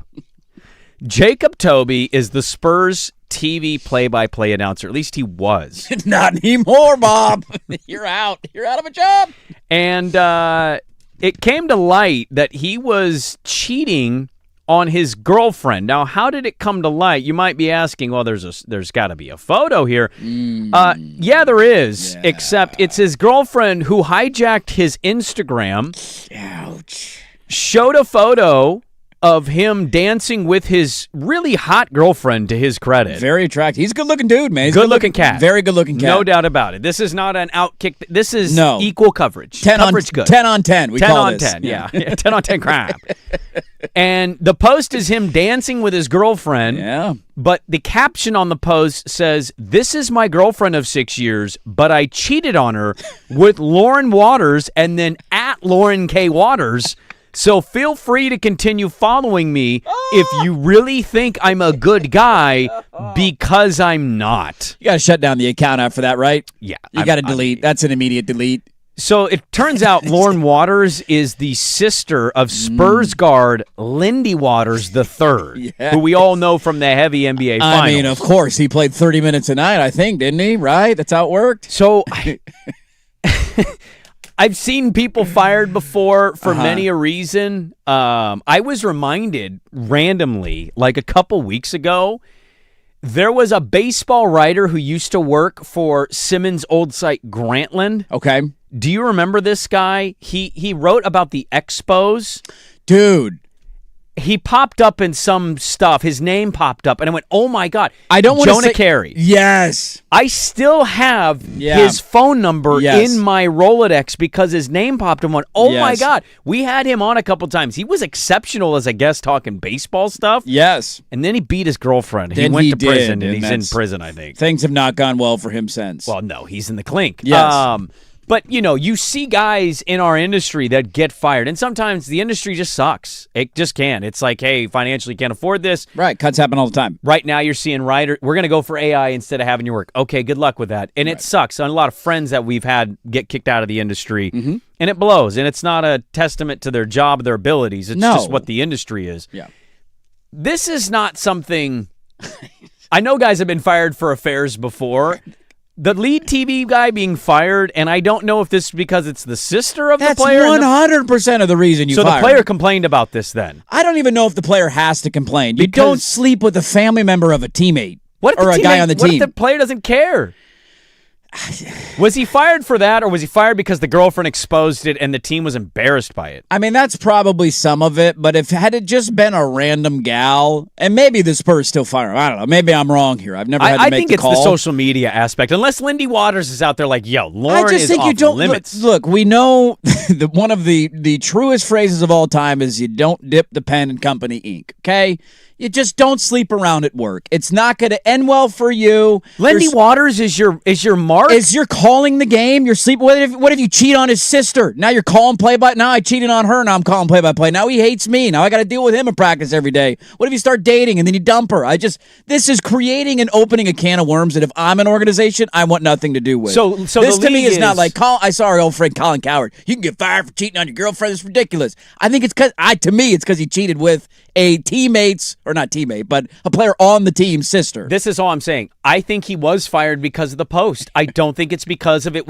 Lindy Waters, how many minutes did Lindy Waters III play this year? You got to set a line, dude. You can't. And it ain't Lindy Waters. You can't sleep with players. It's Devin Vassell and up. No, the problem is Devin Vassell and up. No. If you sleep with Devin Vassell's sister or Wemby's sister, then it's done. You're out of here. I think there's also a line of play-by-play guy, and if you're Mike Breen, you might be able to get away with sleeping with Waters' sister. Quite literally a bang. But if you're this guy who I've never heard of before, I'm sorry, that bar is a lot lower to get over to fire you. Yeah, okay, so you're I telling would have fired me him too. An NBA team will bring in a player who is sleeping with another player's mom, but the TV play-by-play guy cannot... Allegedly. Malik Beasley was dating Larsa Pippen while Scottie Pippen's Sorry, I thought kid... you were going LeBron's mom with Delonte West back in the day.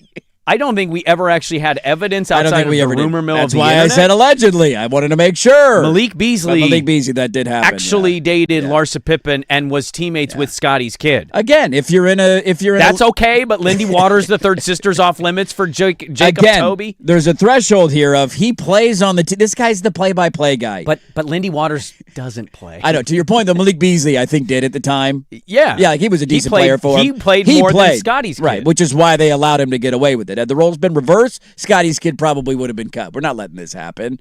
Of all the people to cheat on, too, girlfriend's hot. What are we doing here, man? Come on. You're on the road. Oh, get out of here. I'm not. Look, I don't get it. You're on the road. Can't go 2 weeks without having sex. I'm not going to name. You have one of your best friends told me that if he was on the road as a trucker for 3 weeks. He's an animal. He's an absolute animal. He should be locked behind bars. Don't let him run freely in society. Well, he is, and he's a father. So, all I'm saying is this dude's on the road. It sounds like Lindy Waters, the third sister, is quite around the team. Yeah, she's always hanging around. I'm not. Look, don't cheat. But I think you're defending cheating here. I think that's the takeaway of the segment. Are we getting a cheating defender here? It does sound like I'm defending the cheating. I think people just underestimate the lifestyle. Yeah. I really do. I'm with you. I've heard people who don't watch sports have conversations. Why do these pro athletes cheat on these people? And I'm like, first of all, where do you want me to start?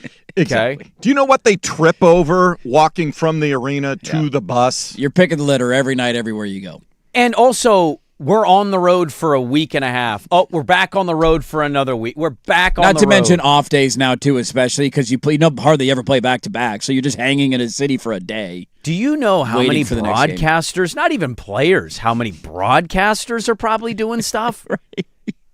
It's just that lifestyle. I just it wanna just play lends this- itself to not being. I just love the thought of playing this game Loyal. out. Like none of our Swag has sisters. I don't have. You don't have. Do you have sisters? You don't have sisters, do you? I have a stepsister. You have a stepsister. I consider her. Yeah, Okay, you she's my consider a sister. You yeah. have a younger sister, She's older though. right? What's the reaction of a coworker? Because I think if that would Dirt be cheated on his wife on with my your wife, sister, with your Swag. sister. How would you feel about that?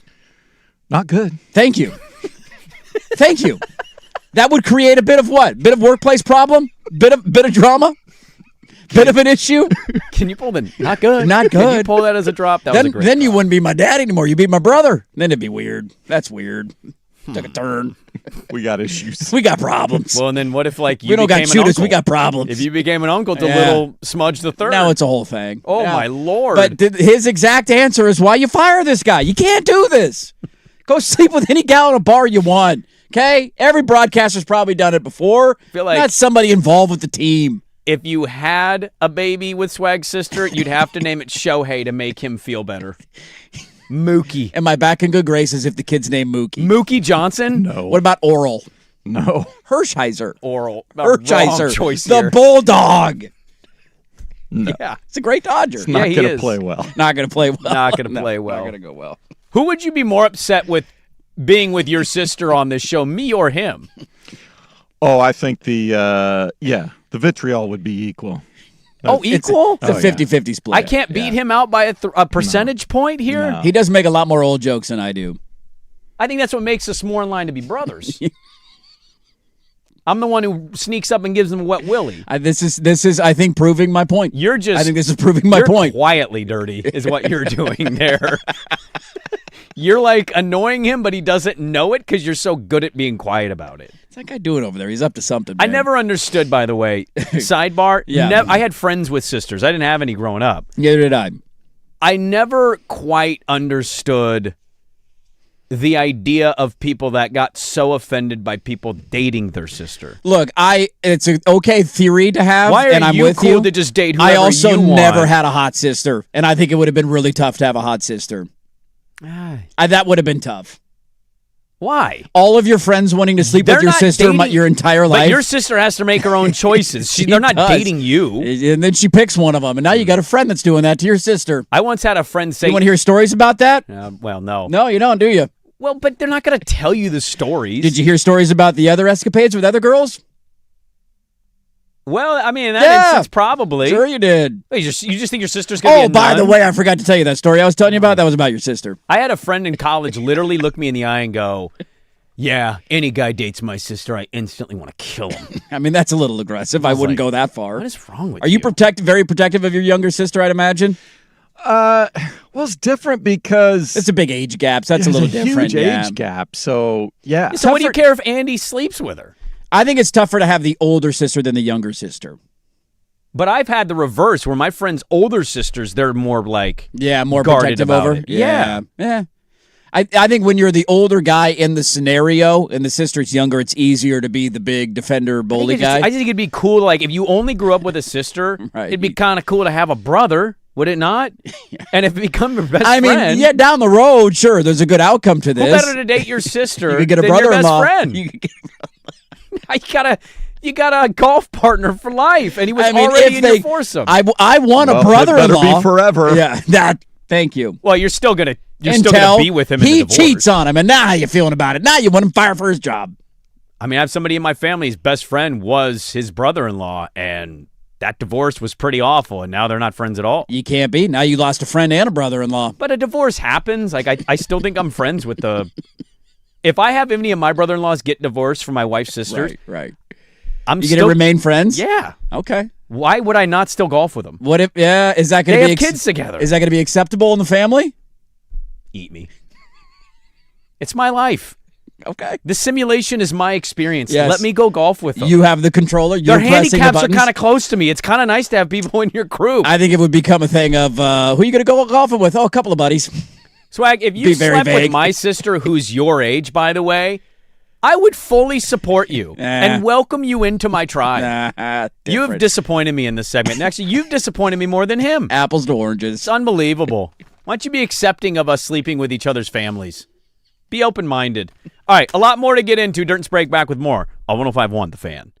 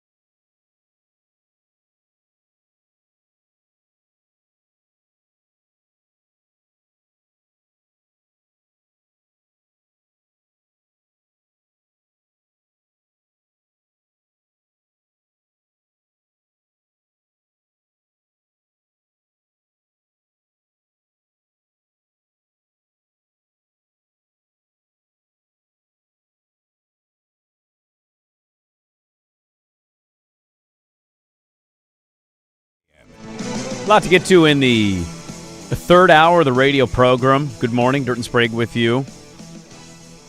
Support your sister dating whoever she wants to date. It's the only takeaway of that segment. Don't sleep on Ja. You do you, boo. You do you. Get ready, ladies of Portland. Don't sleep Not on good. Ja. I enjoyed that. Not good. That's fantastic. Not good. How's Jan Hansen's NBA career gone so far? Not good. So many options. I did How enjoy have we this. addressed our wing problem this offseason? Not good. And how about this to sum it all up? This whole getting upset when anyone you know dates your sister is just part of the fragile male ego. Yeah, it and is. the patriarchy double standard. Absolutely. Yes. Support women's rights. That's right. They want to bone your best friend. Let them do that. The two pants dance. Not good. Swag finding out Dirt slept with his sister. That's exactly what it would be out loud. We'll get into some football dealings coming up in the third hour of the radio program. I want to ask you quickly, the World Cup's this weekend. It happened yesterday, too. World Cup yesterday. I missed both goals, so that was cool. Mbappe continues to reign supreme. Is he hurt or not hurt? Do we believe Mbappe? Are we worried about Mbappe? He said he's all good. Said he's okay. He's got a few days before the semis. Okay, he's got some time. So France moves on. They take Yes. care of Morocco rather easily if you watched the match. What a chalk tournament. Come on. It's a lot like the NCAA tournament ends up always being chalk. It's weird It's how it breaks France, down that Argentina, way. Spain. Same teams there every year. You get your Cape Verde. Yeah, fun little story. Get a 15 seed. You ain't getting George Mason in that. tournament. Not making it to the Final Four. But I'm looking forward to Saturday. We got multiple games on Saturday. The biggest one is obviously England and Norway. Yes. Did you see the Norway fan, by the way? God, can Sorry. I get to anything? Would you shut up over You there? hear one word and you're like, did you see the thing? Yeah, I did. Did you see the thing? The thing? You saw the thing? Not good. It's me every segment. Welcome back in. Did you see the thing you're about to talk about? I don't know what you're doing. I don't got a show sheet. I got no clue what's coming up here. I did actually. All jokes aside, there is one Norwegian fan, that when they row, Yes. he is refusing to do it. Yes. And he's been photographed multiple times cross-armed in the middle of Is he like the entire thumbs down Yankee fan? That's a pretty good description, yeah. That is a very good description. He was asked, hey, because somebody found out who he is, why aren't you rowing? Yeah. You're pictured every time not participating in this. And he goes, I refuse to row. Even if they win the World Cup, I will not row. Because people were speculating, are you waiting to row for the World Cup win? One big row at the end. And he said, no, I don't care if they win the World Cup. I'm not rowing. And they said, what's your deal? Yeah. And he goes, Vikings didn't row. They sailed. What an absolute loser. Not good. What an Get a life. how do you Get how a does life, somebody you loser. walk through life like that? I don't know. How about an idea? I got an idea for you. Okay, you ready for this? Have fun. Yeah. Does the row seem like fun? Oh, we love it. Is it historically I accurate? bet you Vikings fans are going to do it this football season. The hell cares if it's historically accurate? Exactly. You row after you win the game. They bang the drum, you go, huh. They bang the drum, you go, huh. It's that simple. Erling Haaland banging a drum, I'm rowing. Yes. I'm never not rowing if that animal is banging the drum. I got to be honest with you. It's like 45% of the reason I want to watch the Norway game this weekend. Just to see whoever wins. 45. Both celebrations are... Those are two good teams. I get it. Two great players. I get it. Three great players. Yeah. Okay, Nothing that's happens fine. for 40 minutes. But anyways, I digress. Nothing. That's not true. Wonderwall or the row. Yeah. They're both fantastic. They're both great. I'm one of these guys who gets swept up in the atmosphere and enjoy the post-game celebrations of the game being just in the middle of the day. So Mbappe's been great. Messi's been messy. Harry Kane's been a great story as a slightly older player for England. As many people are noting, Erling Haaland is the story of the World Cup. Do you see what happened yesterday when you Google his name? Well, it depends on what story you're going to tell me. Is it the Tom Holland story? No, if you literally just Google his name, there's little rowers that show up on Google. That's hilarious. It is. He's become the biggest celebrity of the World Cup of any other athlete. Without a doubt. I think in terms of a brand, like all the other names I have known. I don't watch soccer. I've heard all the other names. You'd never heard of him before had this. not heard of this cat before the World Cup. And I'm like, hey, he's pretty good. So part of the reason I think he fits so well, one, he's a Viking. to, I think it's the look. I think it's the long hair, the bright blonde with He the fits. slick back. Oh, yeah. He fits. He fits Norway to a T. He fits Norway to a T, but he also kind of fits the bro culture of America. So have you ever seen his diet? I read about this. This is No. actually how I got introduced to him. When I started diving into Premier League stuff, an article came out about Erling Haaland, and I'm like, oh, okay, let's read about this guy. He's an atypical soccer player. He looks more like a football player. He's to literally us. Josh Allen. Yeah. He's Josh Allen size playing soccer, okay? But his diet came out. Are you ready for the diet? A lot of meat, a lot of protein. You would be not shocked at all to find out that he Lot of is salt consuming cod. 6,000+ calories a day. Sounds right. Okay. His diet basically consumes of waking up, eating ribeye, eggs, fish. He is a big believer, talking about American culture right now, big believer in raw milk. Like raw all milk he guy, drinks is huh? raw milk. Raw milk. There is a farm close to where he lives that he commutes 45 minutes to go get his raw milk. so he can feel the cow of the steak he's going to get. He says it makes him feel better about it. He then picks his cuts of the meat. He eats livers. He eats lamb heart. Didn't know people ate lamb heart. Did not know that was a thing. I saw it. It looks disgusting. He eats. How do you prepare that? He just eats it raw. What? However they make He it. just You know how you takes eat the liver? heart out of the body You and just eats it? open a liver container. You can eat the liver. That's what he does with the lamb heart. He just bites it. Sometimes he blends it in with his beef. What? Eats a lot of ground beef. Dude, I think he's legitimately a Viking now. He sounds like an actual Viking. Yeah. He was invited to go to dinner with Spider-Man's very own Tom Holland. Sharing a similar sounding name. The Odyssey Zone, Tom Holland. Spider-Man, Yeah. Zendaya, Mr. Zendaya. He declined on text, and when somebody said, "Do you not like him?" he goes, "I didn't know who he was." Yeah. Said he texted me, "This is Tom Holland. I'd love to go to dinner with you. You've been a great story." And he said, "I'm good." Who the hell's Tom Holland? He Never goes, heard of him "I don't before." watch movies." Yeah. He doesn't watch movies. This guy's my kind of soccer player. This guy could quit the Premier League, come to America, get the biggest contract to ever see our brains be broken in ML history, host a podcast, and probably make more money at this point. Probably. He's become a bit of a folk hero in America in his time here. And the diet is fascinating. The personality is great. The banging of the drum is fantastic. His brand has grown tenfold, just at least in the United States. I'm sure he was obviously huge in Europe already. But in the United States, he is now a recognizable name. And if they beat England this weekend and make it to the semifinal, I mean, they're already the farthest their country's ever been. Only going to continue to grow and get bigger, man. He's a lot of fun to watch. It's the look. I think it's the look and the name. Yeah. Like, we know Messi. We've heard Mbappe. It's also fun to have a different style player, right? Like, Messi's small, skilled, right? That you watch it and you're like, oh, my God, how did he do that with the ball? Kane, Mbappe. Right. You see Kane, these guys are just Messi. They all look massive guys Yeah. that just can steamroll you. Yeah, exactly. He's just much different than anybody else. So I'm looking forward to it. I think it's going to be a great match on Saturday, Norway and England. A lot to get to in the third hour of the program. It is a beautiful little Friday. Hour 3 and 4 next. Dirt and Sprague on Portland Sports Leader 105.1 The Fan. It's time for Who's Stinking It Up?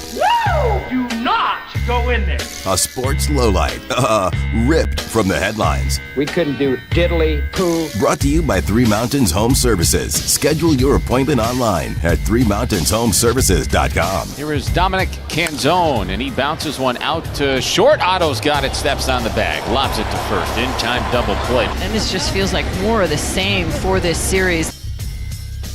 There is Mariners radio. They got swept by the Marlins. They're 2-25. 2 for 25 with runners in scoring position for the 3-game series. Hey, guess what? They suck, and they're a half game back. What's it like to be 47-47 and a half game out of first place in your division? It'd be a great problem to have, would it not? Ban the AL West from the playoffs this year. Yeah, it's pretty atrocious. Central, too. Get them both out. Marlins are good, by the way. Marlins are a fun little story. Marlins are a good team. Who's stinking it up? The Seattle Mariners against the Marlins as they lose the 3-game set against the Fish. Hey, Stinking It Up is brought to you by Three Mountains Home Services, who are offering a great special right now for $89. You can get your AC tuned up. It's super hot right now. I'm about to go play golf this afternoon. My loins are going to be sweaty. I don't want to come back to a hot house. Call 3 Mountains Home Services and schedule an AC tune-up for just an $89 special with their certified techs. Book your appointment today at 3mountainshomeservices.com. Hey, everybody.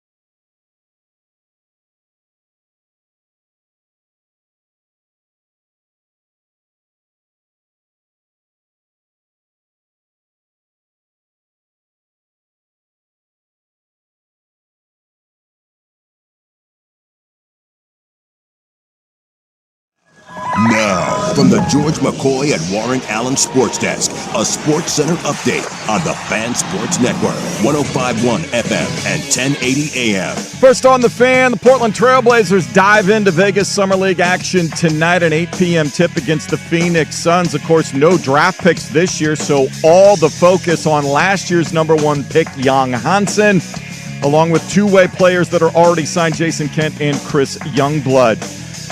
Quarterfinal action at the World Cup continues today at noon in Los Angeles. Spain and Belgium do battle for the right to face France in the semifinal after they beat Morocco 2-0 yesterday. Spain holding as favorites on the money line at minus 360. Gentlemen, semifinals this morning at Wimbledon. The defending French Open champion Alexander Zverev, a straight set winner over Arthur Ferry, the unseeded Brit. He now awaits the winner of the next match between top seed Jannik Sinner and Novak Djokovic, going for his record 25th Grand Slam championship. I'm Jason Swigard from the George McCoy at Warren Allen Sports Desk. Don't call your mom, call George McCoy at warrenallen.com. This is the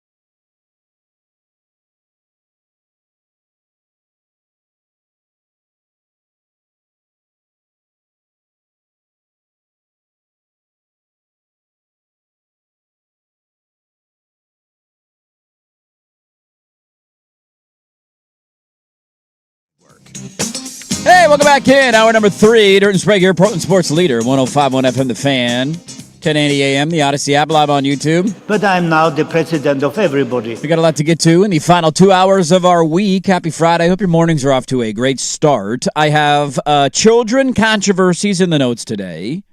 I have do we like what we put in it in the notes today. Do you see where we had a bomb threat yesterday? Where we had a bomb threat? Portland in the local area. Oh, we had a bomb threat yesterday. Did we? We did. Had to evacuate. How about that? So we had a bomb threat. We'll talk about our bomb threats. God, did I miss a bomb threat? You missed a bomb threat. You missed an bomb threat evacuation. Evacuation? Evacuation. Thank you. And a bomb threat yesterday. Not good. We have a guy dunking on his new fan base in the NBA, which I quite enjoy. He's dunking on his fan base, and he's new? On his new team. It's Ja. It is not Ja. Don't sleep on Ja. We're woke on Ja. It ain't Ja. Okay. And now Ja might dunk on us some way tomorrow. Like, remember when we beat you sometime, someplace? I don't know what its dunk would be. But all of that is still in the notes over the next 2 hours of our Friday, and I'll get wiggling a little more World Cup as we go into the weekend. I just locked in because I was thinking about Spain, because you were mentioning that game is today. They play Belgium today. Yeah. Spain, correct me if I'm wrong, they have not given up a goal yet? Nope. Has Spain scored more than one goal in a game? I think they had a I think they 1-2 game. Something like that. But the majority of their games have been 1-0, low scoring, right? defensive heavy. Yeah. The 1-0 exact. Well, they outcome. had the scoreless draw with Cape Verde. So they had a game where they didn't score a goal. Start. That's right. I remember that being very controversial. I think it's like I just bet plus 650 for a specific 1-0 Spain win. That's good odds. That's what I thought. Because Belgium is feisty, as we saw. Didn't Belgium kind of suck though a little bit before they played us? They're supposed to be an older Belgium group, right? That game should not have gone kind of their that way. last hurrah Okay. with De Bruyne, and it's one thing to beat us; it's another to beat us the way that they did. They had laid a couple. I mean, they'd obviously advanced at that point, Yeah. but they had not been perfect through their run in the World No. Cup. They had shown a lot of weaknesses. No. So 1-0. I just put that bet in the last segment. Let's get ready to yell about college football. You ready? I'm all in, dude. I'm excited about it. The season, the camps are about to start here in a few weeks. It's around the corner, man. The video game's out. The magazines are coming out. It's like, here we go. Media days have begun this week. We've talked a lot of college football. I want to start with and who doesn't love a good ranking? We love a good ranking when it comes out. This is brought to you by the entire college football staff at ESPN. So everybody who writes about college football, think about them. They're involved in this, and they ranked the coaches. Now, it's interesting where some coaches show up. Mm-hmm. I can't believe that I'm going to start in a place of defending somebody that it pains me to defend, but I think that I have to. Okay. Mario Cristobal is 10th on this list. Yeah. And I certainly understand that he's had his issues losing games he shouldn't lose, playing down at times to opponents. But ultimately, shouldn't last year's end result of reaching the national championship outweigh some of the other weaknesses? Because you can say, all right, well, yeah, I think he's the 10th best coach. Well, who are the others that are ahead of him? Let me give you some of the names on the list. Are you ready for this? So the top 5, I think we can all guess the top 5. You want to take a shot at the top 5? Well, I have the list. Okay. So go ahead. Kurt Cignetti 1, Kirby Smart 2, Ryan Day 3, Marcus Freeman 4, Dan Lanning 5. Okay? Maybe some people don't think Lanning should be in there because he doesn't want a big, quote-unquote playoff game, whatever, but that's the pretty bare minimum top 5 that you're going to see across the majority of coach lists in the sport right now. Steve Sarkisian at number 6. Well, you say he hasn't won a national championship on Lanning. Like either has 8, 9. None of these guys 6, have, 7, right. 8, 9, or 10. Lane Kiffin 7. Yeah, that's controversial. Mike Elko 8, who I love. I think Mike Elko's a good coach. But you finally have not finally. You have a good year at Texas A&M. You lose the playoff game at home to who? To who? Right. Kyle Whittingham 9, and then Mario Cristobal 10. And again, this makes he's Who not are even you bumping then? I am bumping him ahead of because the Whittingham argument. I can see of less resources. Like this is the fascinating thing about college football right now. Fewer resources at Utah, but always was competitive in winning. Now the theory of giving him more resources, I get that. That's fine. You want to have Whittingham ahead of him. The length of his career, totally fine with it. Mike Elko, in his short run at A&M, he's been good. I would not rank him ahead of Mario Cristobal. Lane Kiffin finally got Ole Miss to the point of being in the place that Miami was last year. He's also had a lot of ups and downs throughout his career, lost a lot of games. He damn near lost to the Cougs at home last year. So if I'm going to criticize Mario for something, I got to criticize Lane for it. And the Sark one is interesting. Like, he had back-to-back playoff appearances. They lost to the Huskies the first time they went. The next year they came back and they beat Clemson and ASU and then lost to Ohio State. And last year was a bit of a dud. And so I would have, right now, honestly, I would put Mario probably 6th on my list, followed by Whittingham, who would still be in my top 10, then Elko, then Kiffin, and then Steve Sarkisian. No, I'm not. You can probably point to something with Lane, but you're citing Lane almost losing to the Cougs is the same as Mario beating Ohio State and losing to 3-9. No, but I'm also saying that one's been to a national championship and the other one's never won a playoff game. Look, I'm okay if you want Cristobal over Lane Kiffin. I'm not going to argue about Lane Kiffin and Mario Cristobal. What the interesting thing to me about Mario, because it's certainly... It didn't end with the dream, winning the title in your city. No.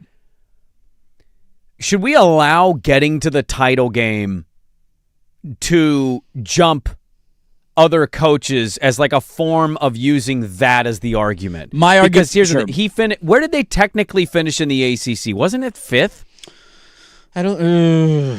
Because Duke ended up winning the conference championship game. I mean, you had or at least they were 5th going into the weekend, whatever it was. You had a ridiculous five-way tie. Five-way tie. So you're tied with 4 other teams in what we would largely say, I think, as college football fans, a garbage conference. Sure. Duke won the title game at 7-5. They were in a 5-way tie for 2nd place. Okay. SMU, Miami, Pitt, Georgia Tech, and Duke all were 6-2 in conference. You have inexplicable losses at both institutions. Well, the last 2 institutions. One he's at, the one before that. I mean, that's all we're not counting the FIU. Florida, FIU, yeah. Oregon and Miami. So he has inexplicable losses. He beat A&M. That's fine. Mm-hmm. I didn't think A&M was the world beaters, but it's a road game, so let's give the credit. You beat Ohio State. And we got Michael Irvin belt to butt, right? We did. I also didn't think that Ohio State team was as good as advertised. And you gave Indiana a fight. There's no doubt about that. Should that just override everything else with him? Totally fair. Because if I asked you right now today, Dirt, all things are equal, you have to pick a coach. Are you picking Mario or Elko? I think you would pick Elko. I really do. And I could be wrong. Why is that, though? I don't know. This is why I'm curious. Well, you loved Elko coming into A&M. I mean, I did, yeah. And he had a great year. Look, I'm also trying to just be honest and aware of, there's been a lot of critiques I've had about Mario, but I think last year showed that he can truly win at the highest level. And there was always a question about him because of some of the hurdles that he couldn't get over and the dumb losses. You're like, you lost to who? Stanford? What? But is there anybody in this top 10? This is what I'd say, too. This goes back to the Sam Darnold stuff. This is kind of the same thing for me. There's nobody in the top 10 I look at and I say they can't win at the highest level. I'm not going to. Why would we say that? No, I'm not saying that. Do I trust Sark the most? But no. Let's not act like that wasn't out there about Mario at times. It definitely was. Like he was always shooting himself in the foot and losing games he wasn't supposed to. Right. And your argument is incredibly valid. I'm not saying to discredit all of that and none of it matters anymore. Mm-hmm. The counter would be, what has Mike Elko done to be ranked ahead of Mario? Well, that's certainly a fair thing to be. What is the biggest game Lane Kiffin's won in his career? I'm sure there's one at Ole Miss that I'm right now freezing up and not remembering. There has to be one. Almost beat Georgia in the regular season. Yeah. Almost. Yeah. Didn't coach the playoff game, so he didn't have a chance to do that. No, he didn't. He abandoned his team. The year before that, they lost at home to Kentucky to keep him out of the college football playoff. So it's like that. I don't think we're really arguing because I think you and I are fine saying Mario's better than Elko and Kiffin, or at least accomplished a little bit more, so let's give him the leeway. If you even want to put him above Whittingham, I guess I'm fine with that. My whole point is, I also don't know how many random years, and not that Miami was way out of the blue, but how many years will we get a team in the title game that we weren't expecting? Were we expecting Notre Dame in the title game? No, I don't think expecting was. Were we expecting Miami? I don't think we were shocked by it. Were we but they expecting weren't Ole the Miss pick to be in the semis? Like, no, they weren't the pick going in. The beauty of the playoff and the teams that are in it now, the expanded thing be damned, is that you can be an all-time great team in the regular season, see your team 2 years ago. Sure. None of that matters when you get to it's an elimination game standard, right? Mm-hmm. So, like, your team can be great, and football will always football, and we see it in the NFL, and we're seeing it in college. Right. So I don't know how much I should put in. Well, Mario got to a title game. He didn't win it, but he got to it. So I'm going to elevate him to what? Over Lanning? Over Elko? Over Whitting? Like, I don't know how we draw these lines because a team that we didn't expect to get there got there. Right. I certainly understand the point, and I don't think getting there is the end-all, be-all in terms of if you've played in a national championship game, you have to be ranked in the top whatever ranked of coaches. But I also think there's a middle ground of giving it the credit that it deserves, because if we're going to use that argument to hold other coaches down, which certainly happens in the sport, it happens to my guy quite often. If that's going to be an argument, doesn't the argument have to work in the other way of like Lanning can't win the big one? Well, then doesn't it mean Mario should be ranked higher because he's gotten closer to winning the big one and won a couple of big playoff games and gotten into a national championship race? I also give him a lot of credit. And again, this is painful for me to say, but one of the bigger criticisms of him in his time at Oregon and then leaving was that he was always going to have restrictor plates on what he could accomplish because he was never going to fully unlock his offense, and he was always going to run it in the A gap, and it was just going to be like, what are you doing? In the last 2 years, he's had a Heisman Trophy winning quarterback that they were a playoff caliber team 2 years ago. Would they have gone on the same run? No, because their defense wasn't as good, but their offense was better. Beck does it for a year. They went out and got Darian Mensah. Guess what Miami's going to be this year? Darian Mensah might be the best quarterback in college football this season. He has a legitimate shot and legitimate argument going into the year. They're going to be a playoff team again this year. And so that's another part of my ranking right now. It's not necessarily just off of last season and where you went. It's also the thought of how confident am I in you in the next 2 to 3 years and where you're going. And we did the Adam Rittenberg, buying future stocks and programs and all of that. There's not many that I would put ahead of Miami and Mario right now because we've always known he could recruit. We've always known he can bring in talent. And now he's kind of solved that big offense quarterback issue that he had at times in his career of thinking, are you holding guys back? He got a Heisman Trophy. Beck was solid for them last year, and I think Mensah's going to tear it up for him this year. And so, again, we're splitting hairs with all this of where you rank coaches. That's why it's such a fun debate.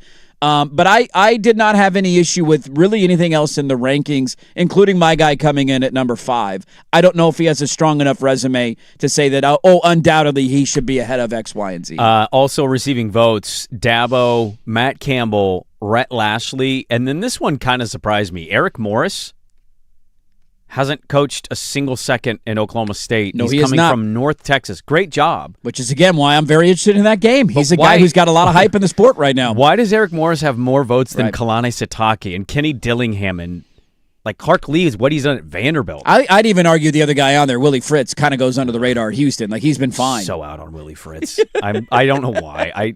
Because you got to take him on this year. You're scared of the Fritz I didn't man. think they were very good last year. I was very underwhelmed actually watching them until they had the comeback at the end. The thing I would say on Mario, like you're making good points, but here's the other problem.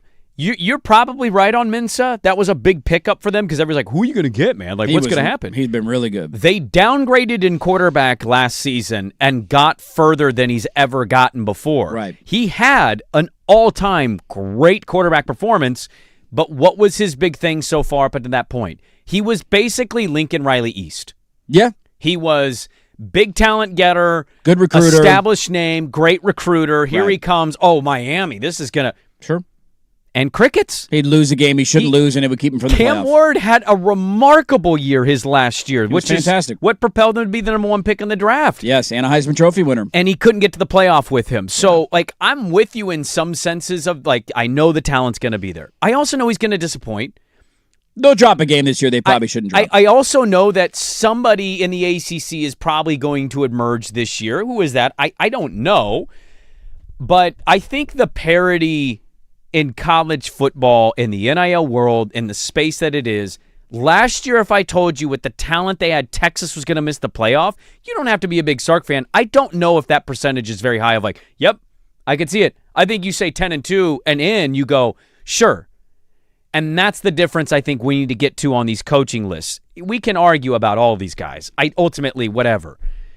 To me, it's the how many disappointing seasons do you have and how much harder it is to actually continue to be in the conversation in a landscape that it's crushing everybody. Every school, every program with the most money to the not most money. We can get to the coaches, by the way, the Big 12, having the idea of what the playoff committee should be doing and evaluating with this. Oh, I saw that. But I just think because of how difficult all of this is now for everybody, when you have years of not making it versus like, oh, he made the title game, here he goes now. Well, what if he doesn't? What if he's 9-3 and misses the playoff? He loses to Notre Dame, and then has 2 stupid conference losses. Are we back to going Mario'd? Because I don't how much better or totally good fair. is that defense going to be, even fair. if Mensa does perform well? Totally fair. I think I would just say I'm going off of where I would rank them right now. It's not a guarantee what a coach or team will do in the years to come. And if that happens, you reassess. He doesn't belong in the top 5. Like that. If he goes 9-3 and misses the playoff again next year, then yes, you have one outlier year and the others are all the same. If he builds on it, then I think he solidifies the argument. You know what he is to me? He's the Jaylen Brown of coaches. Yeah, he's very debated, very controversial. There's a lot of evidence that he's good. And so I think at a bare minimum, even if you're not the biggest Mario fan, you say, oh, yeah, good coach. Yes. But what is he great at? Not good. How does he separate himself? Play the game not so much like what you've accomplished, rank him. So I just run it down. Would you rather have Mario or Signetti? Well, obviously, Signetti. Okay. Would you rather have Mario or Kirby Smart? Kirby Smart. Would you rather have Mario or Ryan Day? That's a debatable one for me. Okay. Because Ryan Day was, what did we say about Ryan Day until 2 years ago? Ryan Day was this. He was one of the most disrespected coaches in the country. It led him to pierce his nipples. Yes. Dye his hair and his beard.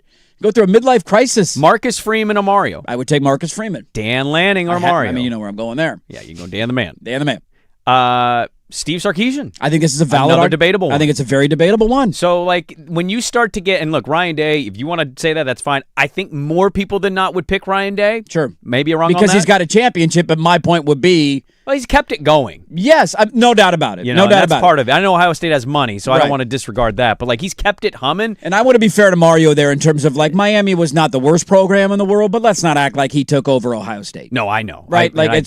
Or Notre Dame was in a really good spot when Freeman took over. There are jobs that you take over that it's just don't ruin it. Okay, he's fine. He's good. And jobs that you have to build to a certain point. And he has had to get. Miami was always going to recruit. They were going to have money. They got a good, all the talent around them. All that stuff was there for them. Yeah. But then you got to go actualize it into wins and losses on the field. I just view him as the Jaylen Brown of coaches. How many programs fire their coach to bring him in? I get it. It's a legitimate conversation. I would think about it. That's obviously tough, right? Would you have Kalen DeBoer or Mario? I think they're very similar in some regards. I think they're very similar. Kalen DeBoer's biggest bugaboo has been he loses games he's not supposed to lose. What has Mario's biggest problem been at times in his career? He loses games he's not supposed to lose. And you can make the comp to a Lincoln Riley, and I see the point on a lot of talent but not quite fully living up to the potential. One of the reasons I would take a guy like Mario Cristobal over a Lincoln Riley is that I just think having beef in the trenches is incredibly valuable, and that's something that Mario's always believed in. And you can point to Miami from 2 years ago to this. What was the biggest difference? They had defensive studs on their line. Yeah, their defense. That's why they went on a run in the playoff. That's why they sucked with Cam Ward. They dominated Ohio State up front. They couldn't run the ball on them. They did it to Indiana, and not many teams did it to Indiana. They made them look normal offensively.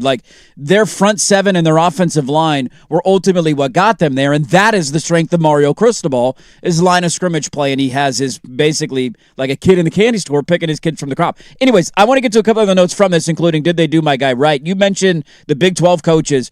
What are we doing here? Hasn't the sport always been this way? We'll get to it next on The Fan.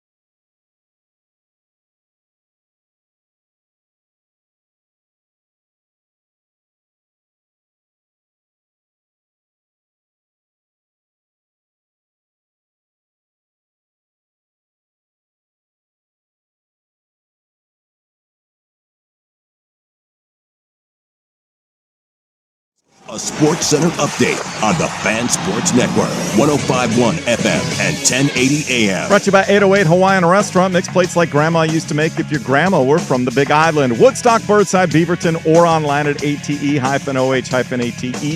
First on the Fan, Blazer fans get the first look at Mike and Nori's basketball team. Vegas Summer League starts up tonight for Portland, taking on the Phoenix Suns at 8 o'clock on ESPNU. With no draft picks this year, all the focus is on last year's number 1 overall pick, center Young Hansen. Second quarterfinal match of the World Cup ready for L.A. today at noon between Spain and Belgium. You can see it on Fox 12 Oregon. The winner will face France in the semifinal after their 2-0 victory over Morocco on Thursday. Spain holding as the favorite, minus 340 on the money line. Portland Fire just could not keep up with the Las Vegas Aces Thursday night. They hit just 3 of 15 threes in the first half, and they fall 88-80. They're back on the road Saturday in Atlanta to face the Dream. I'm Jason Swigard from the George McCoy at Warren Allen Sports Desk. Don't call your mom. Call George McCoy at warrenallen.com. This is the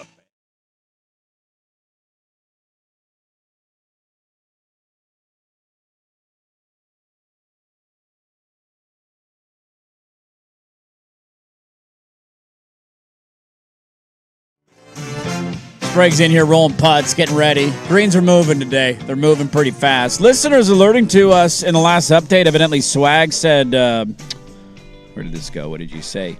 Jovac Nokovic was said in the last, not in this update, Jovac? but the previous top of the hour update. So maybe we need to go back and check the tape on that because that's pretty funny if you did. Joker's up 1-0. Probably did. It happens, you know. Hey, sometimes it happens. I'm rooting for Joker. Of all the greats, the Nadals, the Federers, Djokovic, I dislike Djokovic the most. Really? Yeah. But he's probably the GOAT, which pains me because I think it's Federer. Prime Federer, I think, is better than Prime Djokovic, but that's just my opinion. Mm-hmm. I'm without a doubt rooting for Joker to do this. You don't want this English cat to win? Or did he already lose? He already lost. Zverev took him out in 3 I'm talking sets. about Thanks for coming. Yannick Sinner. This is Yannick Sinner, huh? I Joker. hate this dude. This guy right here. First of all, why do we hate him? Because of his clothes, his face. Yeah, his face is everything. He's also a steroid user. He does have a bit of a punchable face. He's been in trouble for PEDs. Really? Yeah. Is he taking him to recover from injuries or get strong? Because he doesn't look very strong. Well, he's been one of the best players in like the last. Well, I know, but I mean, he looks like he doesn't look bulky, you know. Either did Ryan Braun. That is very true. Neither did D. Gordon. D. Gordon is the best one right there. Okay, so we're rooting for the Joker here. I hate. Okay. I strongly dislike Yannick Sinner. I'm interested in the. Can I give you a fun golf/tennis fact? All day. Yeah. All day? Bring it to me. That fills your hole? That's all I've been playing lately. Golf and then tennis with my kids. Did you see who missed the cut this weekend? Well, it's not official yet, but it will be. Thank you. The doucher? No. He's not playing. He's filming YouTube content in Canada. Rom was shooting terrible. He might miss the cut. I don't know what he's doing. He might, today. but the guy That's with not the longest current consecutive cuts made streak. Scotty? Yes. Missed the cut. The last time Scotty Scheffler missed a cut, Sinner and Alcaraz, is that how you say it? Yeah. Had 0 combined Grand Slams. Wow. They have 11 now. Yeah. He has made 78 consecutive cuts, and he missed the cut this weekend. The second round's still finishing right now. Yeah, but they're wrapping up the afternoon. He's going to miss the cut. Projected cut of -2. He's even and finished. It ain't happening. How about Rory 9 under? He's getting ready. Well, I mean, I'm kind of curious. Get you another one of them things. I don't want to make this a whole golf segment. But I'd love to. I can put college football to the next segment if you want. No, I want to get to the college. Scotty is very interesting right now because he had. It's the first time we've seen him look human. This is the question: will he ever be human? He looks human. And we see it sometimes with those guys. Once they look human, it's hard to be unhuman. Yes, you know it what is. I mean? A lot of those guys are here, and then they hum at a little bit lower level. Yeah. What did he have recently? An arrest? No, he got kids. He got kids, man. Kid number 2. Family's getting in the way. Golfers can't have kids. They can't have family. Change this. The take was get married. Same thing. That didn't work. Once you get married, it follows. And you have a kid. It's all over, Scotty. Should have gotten out while you had the chance, Scotty. There goes your GOAT status. Talking some college football, there was something Big 12 coaches asked for that I think needs to be made fun of. I'll get to that in a moment. Before I do, did they do my guy right? Dan Lanning, number 5 on the ESPN Coach Power Ranking list. Too high, too low, just right. People love to use titles for qualifiers in a lot of lists. Certainly fair. When you look at consistency, contending, favorites, all of it, I don't know how he's not. Who would you rather have as your head coach, Marcus Freeman or Dan Lanning? Hi, dude. So this is what's funny. I read a blog post about Freeman and the recruiting battle that him and Lanning are in right now. Like they're going after a kid. Well, they're neck and neck in the rankings. Oh yeah, for top class, yeah. And Freeman's always kind of gotten a lot of like, well, he's so damn hot, and look at this guy, and he's got a big narrative about him, and so does Dan Lanning because he's smart and he knows how to navigate the waters of the media. Yeah. I just read it and I text you Freeman or Lanning. And you had coincidentally read that article on ESPN. I hadn't even seen it at that point. So when you responded with, I'm actually going to get the top 10 list, I was like, oh, I got to check some out. Had it on my show notes. And so I still have been battling this in my head, who I'd rather have between Marcus Freeman and Dan Lanning. It's really tough because there's arguments on each side. The Lanning argument would be, I think Oregon has hovered at a higher level more consistently than Notre Dame. And I have an easy rebuttal to that. Oh, what's the rebuttal? It's not to knock Lanning, because I give him his flowers. Right. It's to simply say, I think it's a little harder to get it done at Notre Dame than Oregon. Really? Even the last 2 years with the Big Ten? Yes. You think Oregon's schedule's easier than Notre Dame's? I don't. I'm not saying the schedule. Well, actually, I'd have to line that up. I don't know what their actual Notre Dame's schedule was pretty bad last year, and they lost the only 2 games to they play a lot relevant of the same teams, and then they get to dabble in the ACC. You just mean stuff. from like an academic standpoint or a financial? Sure, that's fair. The that's institutions. Totally fair. Lanning, I think they have been. Weren't they the same cycle? I think they were. Career records: Marcus Freeman 43-12, Dan Lanning 48-8. So not that big of a difference. Lanning has him beat in the I haven't lost to the team I shouldn't lose to category. Without a doubt. That's not even Freeman close. has him beat in the I've won the bigger game to get to the big game that you have not been able to win. I can't put that poll question up here. No, because you know what the results will be. Because it's going to be 98% the stat Lanning. Continues to blow me away. So I'm just reading through this, the descriptor of why they rank guys where. So they had Freeman at 4 and Lanning at 5. I, for one, because you asked me about this yesterday, I agreed with the ranking, and I'm somebody who just thinks that like getting to the title game should count for something. And he outcoached Kirby Smart in a bowl game. Now, the Penn State win is whatever for me because Dan Lanning also beat Penn State a few weeks earlier in the Big Ten title game. So, like, you change pathways, maybe the results are different here. That's maybe the pro-Lanning argument in this case. But one guy's been to a championship game, the other guy hasn't. I would take Freeman for that reason right now. This stat, though, blows me away every time I see it. In the last 3 seasons, against teams that ended up in the national title or played for the national or won the national title or ended up in the game, Dan Lanning is 1-5 against them.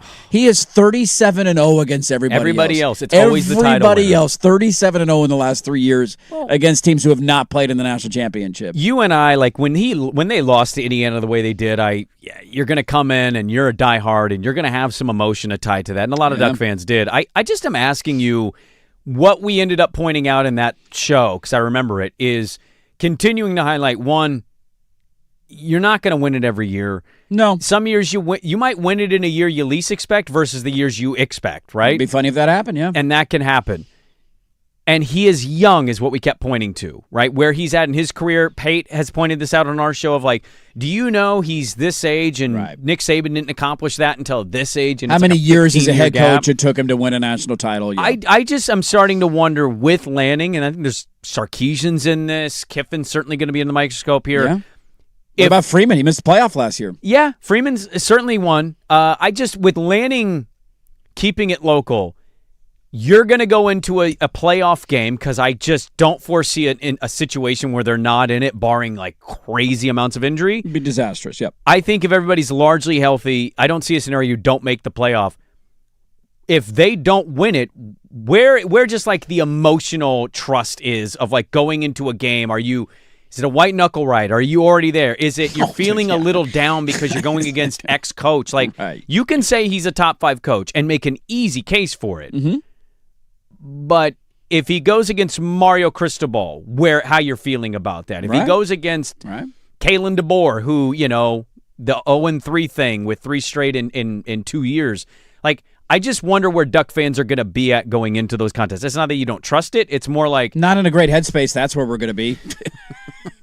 When the season ends the way the season ended the last 2 years, dude, I don't know how to explain it either. Nobody does. That's why it's really to lose questionable. in that fashion. Because they're both rematches, and the first time you played them, the games were very different, right? Now, the Indiana beat you twice. You beat Ohio State the first time. But what are you doing on film Right, for how these does it coaches change to just that much? absolutely obliterate And you can look for little excuses here or there of the coordinators leaving or the running back injuries, but like that doesn't excuse dumping down your leg entirely. And the games were very different too, and we don't need to rehash all of that out. Yeah. I think the idea of if they don't win it this year, the follow-up, like how would I feel about Lanning going forward? You know my stance on this, and I have tried to remain steadfast. I said this 3 years ago when he lost to Kalen DeBoer twice. Mm-hmm. This is before we knew Kalen DeBoer was leaving.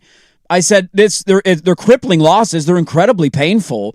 But what's he doing better than Washington? Recruiting. What is he bringing more of in than Washington? Talent. This is about a 1-year stock buy and a long-term stock buy. And the long-term stock buy for me has never changed. Oregon's not going anywhere from being one of the best teams in the sport. And so if they don't win the national championship this year, my answer on that will not change. The follow-up is, how does it look of them not winning the national championship? Is it 42-0 at halftime against fill-in-the-blank team that beat you in the regular season?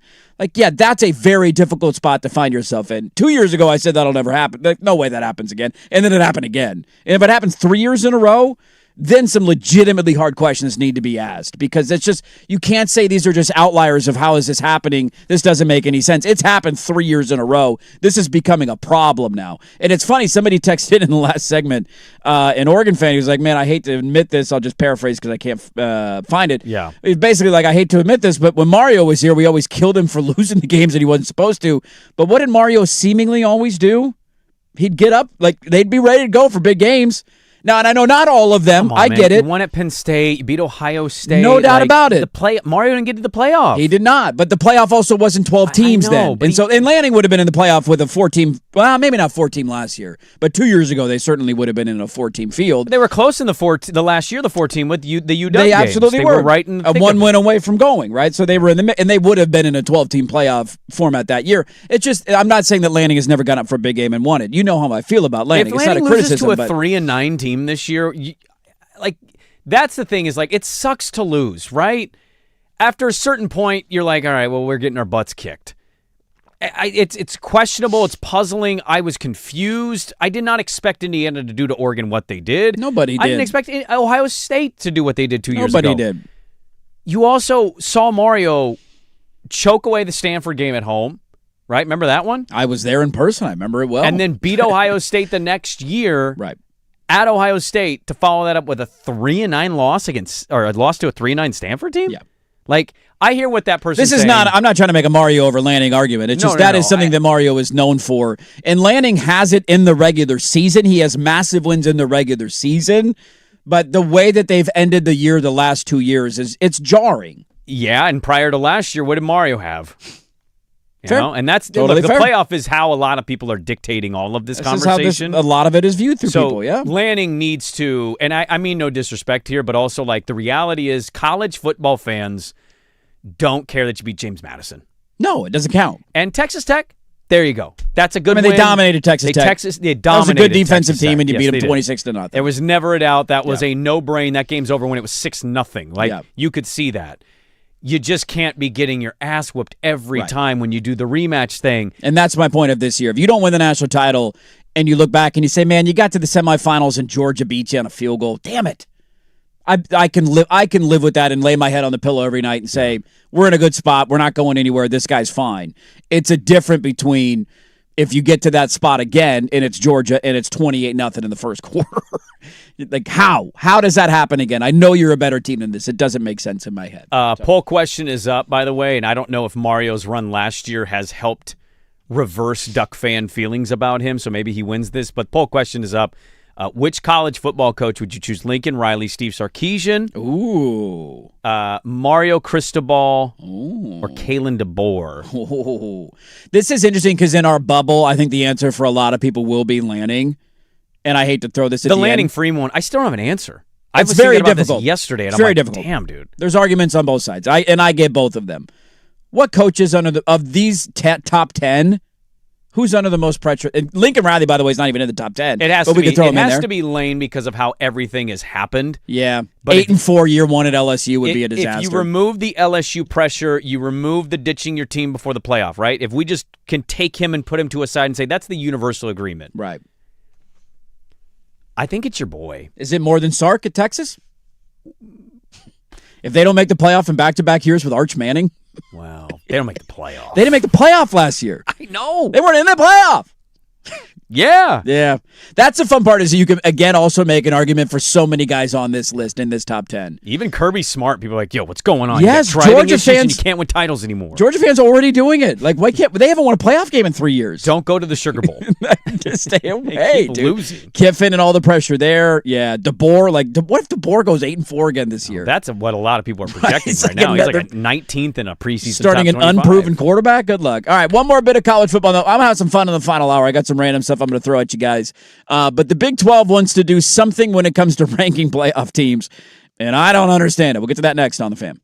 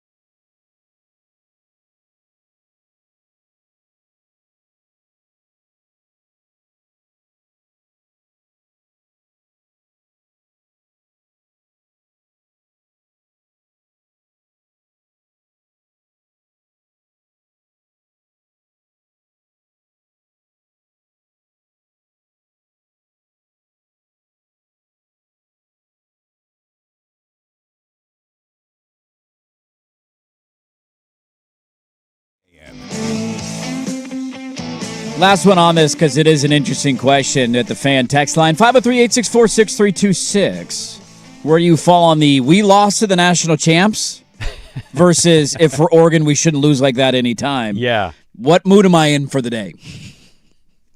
Am I in a good mood? We just lost to the national champs. Am I down in the dumps? That shouldn't happen. Dude, there's a sliding scale depending on my mood. Because both arguments are you've 37-0 against everybody else. That's nice. Yeah. But the only loss that you've ever had that you shouldn't, and you can say Washington because I understand the rivalry, is Oregon State. Yeah, I mean, the Washington... That's the only one. The second year Washington was obviously a very good team. The year before that, you had the Knicks injury at the end of the game, and that lingered into the Civil War a little bit, but Oregon State couldn't throw a forward pass in that game. And Indiana proved to be somewhat of a juggernaut and different than any of us maybe expected in the going undefeated winning the Natty, but let's not forget going into Eugene, they were like 7.5 to 8 point underdogs. They were big. There was no juice on the game. No juice. I couldn't get juice out of you. You were like, no it's Indiana. And it's like, I think a lot of Duck fans felt that way. Yeah. And then it was a game, and then they lost. You're like, holy crap. The first time I lose a game this year, if it happens, I guarantee everybody will say the same thing. Congrats to fill in the blank on winning the national championship. Or you beat the big team that's ranked, and they go, congratulations on winning the rematch. Yeah, if it happens. Big 12 Media Days are wrapping up in Texas, and a lot has come out of it. Some of the audio we played throughout the week. Some of it's been interesting. Some of it's just whatever. Somebody brought up, we were talking about Dillingham earlier, saying of all the people who don't need a Monster energy drink, Kenny Dillingham might be at the top of the list. That guy does not need to be more caffeinated. But one of the theories that has been floated by Big 12 coaches were in this whole thought of like, man, this isn't fair. We got $5 million rosters versus $30 million rosters. We got $40 million rosters versus $15 million rosters. This is the pros versus the amateurs. Mm-hmm. And a sentiment from Big 12 coaches is that they want the College Football Playoff Committee to take into consideration how much money you're spending on your team and have that weigh somehow into how we rank teams in the playoff poll. I'm not mad at this. You're not mad at this? Now I know what I know what the take's going to be. Did you feel this way 10 years ago when Alabama had nothing but 5 stars on their team? Should we have knocked them down? Well, we're doing it with 2 stars. Rank them ahead of them. We didn't have a 12-team playoff, Andrew. It was a much different world we lived in. How did we do this? I don't know how I need the financial spreadsheet of every team has to be turned into the playoff committee. I actually think that they should be operating that way. I don't care. If you want to spend $40 million on your roster. You know what you need to do to have that? They need to be employees. Well, that's true, and until that won't then, happen. You ain't getting those numbers. I do think we should be able to sort that out. Like, it's one thing to tell me Texas had $35 million on the roster. I don't actually know if that's true. I assume it is, but people speculated Oregon had a $30 million roster, and then other people were like, I actually heard it's like 23. So, like, there's such big gaps between what is told and what the reality is. I'd love to know. Look, what we're asking on this is impossible. I don't blame a coach for feeling this way. Should Kalani Sitake feel... And look, you're right. It's always existed. That's just my biggest argument. It's always been that way. But these coaches in that conference specifically, these monster coaches, they're trying monster coaches. They're trying to... It's job preservation. Yeah. Right? So if I'm Kalani Sitake and I've been pretty good, but I have not been able to get over this little hump of making the playoff yet. 10-2, close. But my NIL budget or spending budget is $13.5 million, and I have to go against Texas Tech, who Cody Campbell is dropping $28 million. Mm-hmm. I get the frustration. It'd be kind of nice to know that, right? It's like when we watch the Rays go against the Dodgers in the World Series. You know what the difference is. What are we going to say when the Dodgers win that series? It's David versus Goliath. It's big money versus little money. It's going to make me respect Tampa actually a lot more that they operate how they operate and got to that point against a Dodger team. Right. And so, like, should they conclude that every 10-2 Big 12 team should be automatically in because they have a lower payroll? If you're 10-2 in the SEC, you shouldn't. I think part of you then consider strength of schedule as a part of that too? Well, yeah. Because it's easier to win in the Big 12 than it is the SEC. Look, the committee should be blown up in general. They don't do it. Look, I understand it. I agree with everything you're saying. And if I'm a coach in one of these spots, it would be incredibly frustrating. My only, if any of them sat down and said that to us, I would simply say this is how the sport's literally always been. It's always been happening. All the big kids have gone to the same big schools their entire life. Now, It's a little more spread out. It's a little more spread out, and it's easier if you have money to jump into that fray. We got sure. movement. You got a little more movement. But there was a stat the other day that I saw, and I can't remember off the top of my head, but it was something like 70 of the top 100 players in the country, based on one recruiting site, are committed to like 11 schools. Yeah. So there's kind of how it's always been. It's not just Alabama, Georgia, and Ohio State now. Now it's Alabama, Georgia, Ohio State, Notre Dame, Michigan, USC, LSU, Oregon. Right? You go down the list. Yep. It's a little bit more spread out in that regard, but the haves have always been the haves, and then they trade. And the have-nots have always been the have-nots. Yeah. This is like this idea that we used to have parity in college football, as if Oregon State in the 1980s was going toe-to-toe with USC back before we could pay players. It's just one of the most laughable things that has come out of the NIL era. But now it's public, so now you can kind of talk about it, even though there's nobody putting their name to it. Right. It's not a cash handshake or a McDonald's bag or a duffel bag. It's a lot. It's more open. So I think that's where you get, and it's a conference.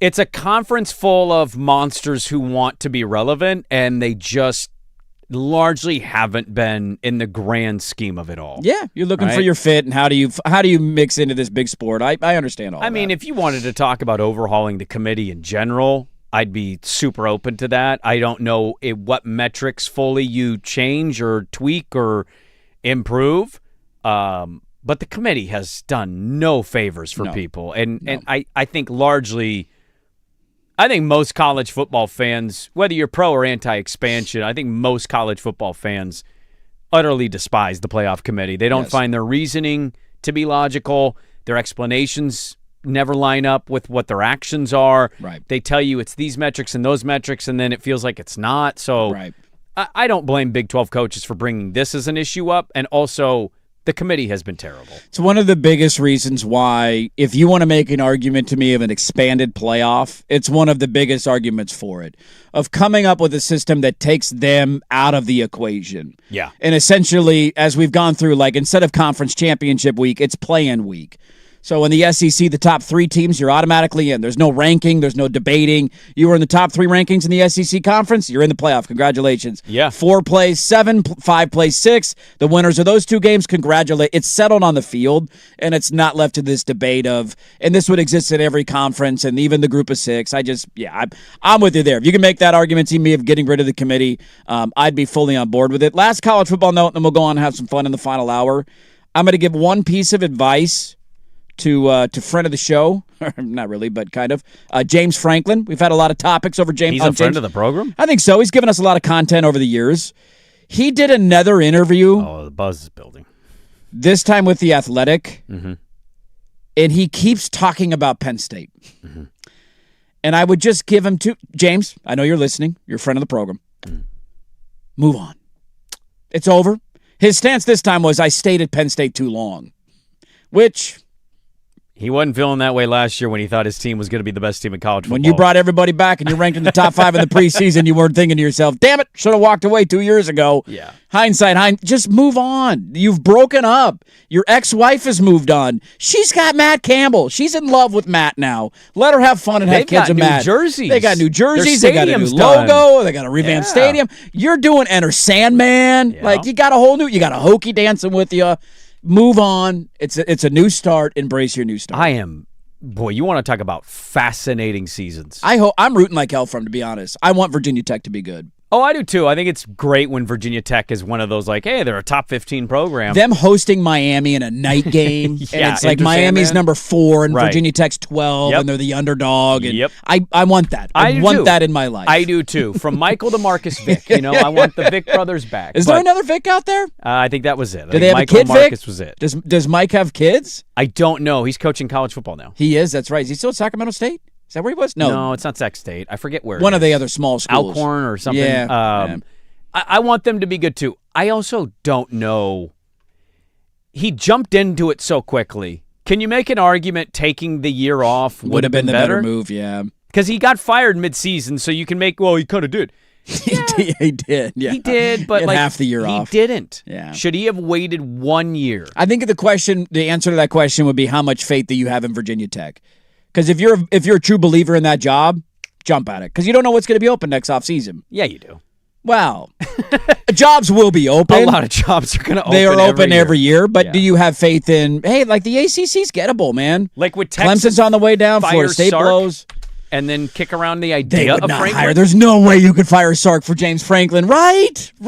They would riot in Texas. They'd burn the stadium Another down. good poll question. Who's the better coach, James Franklin or Steve Sarkisian? We got one up ranking coaches. Who would you want? The responses are pretty funny so far. We'll give you full answers on that in the final hour. A few final notes on the Blazers as they go into their weekend, some World Cup thoughts, and then we'll have some fun, including a player dunking on a team, a restaurant doing something. Did we put the right things in it? It's a loaded final hour on a Friday. Don't go anywhere. Dirt and Sprague, 105.1 FM, The Fan. Big hits, big bets, big plays. Today I'm laying the big wood. This is the Lay and Wood Report, brought to you by Mr. Plywood, serving Portland for over 50 years. Audio heads it back in. Due able to find Mbappe through traffic. Kylian Mbappe! 20 career World Cup goals! John Strong, Fox Sports on the call. Kylian Mbappe delivering again. France, beating Morocco yesterday 2-0. Mbappe became the second player to score 20 career FIFA World Cup goals, following just behind Lionel Messi. Well, I learned my lesson today to not leave the TV for 15 minutes, because if I do, I guarantee you, whenever I leave, whoever's got the ball is going to score a goal, because that's what happened to me yesterday with Mbappe. France and Mbappe laying wood. Laying Wood Report brought to you by Mr. Plywood, serving Portland for over 60 years. Custom cutting, delivery, and special orders. Great customer service at Southeast Stark Street. Check them out online, mrplywoodinc.com.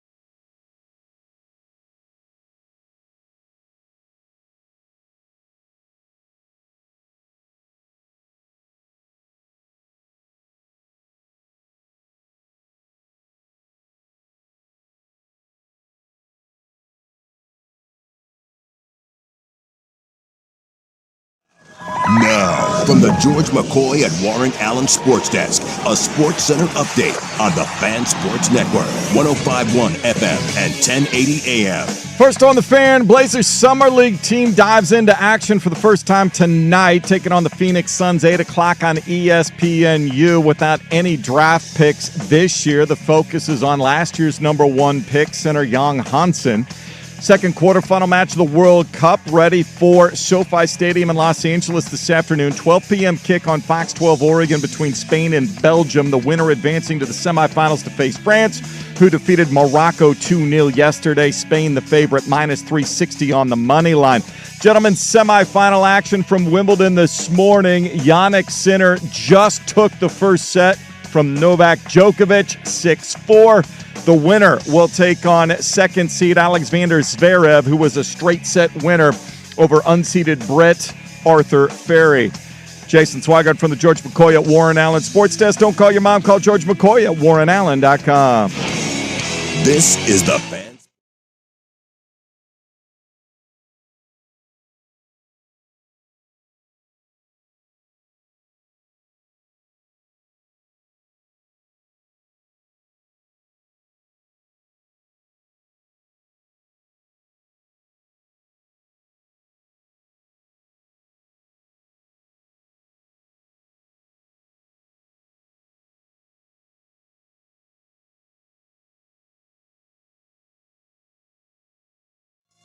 Hey, let's do this. Final hour. Dirt and Sprague here, Portland sports leader.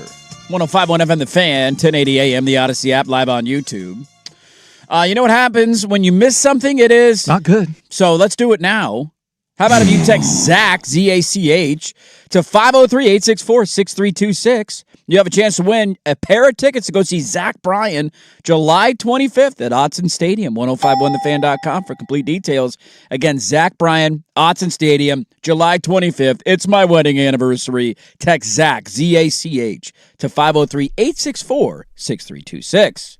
What is Swag looking at? I don't know. What are we staring at over there? What are we Just doing? like, what are you looking at the computer? Are you just watching something? Are you reading an article? How's our tennis match going? Who's winning? Pretty good. Pretty good match? Sinner got a late break in the first set to take it 6-4. Yeah. Okay. Love a good late break. The Coco Gauff match yesterday was that a good one? Is that remarkable. A tasty one? Tasty match? Very tasty. Is Wimbledon delivering? Are the fans happy with what Wimbledon's done? I think for the most part, yes. Yeah. Okay. All right. The women's final, I think, is going to be less notable because of some of the names for the non-diehard tennis players. I had never heard of either of them, but, to each their own. I've heard of these guys, though. All right, we got a lot to get to in the final hour of the show. There you go. Text your Zach in, see if you win some Zach Bryan tickets.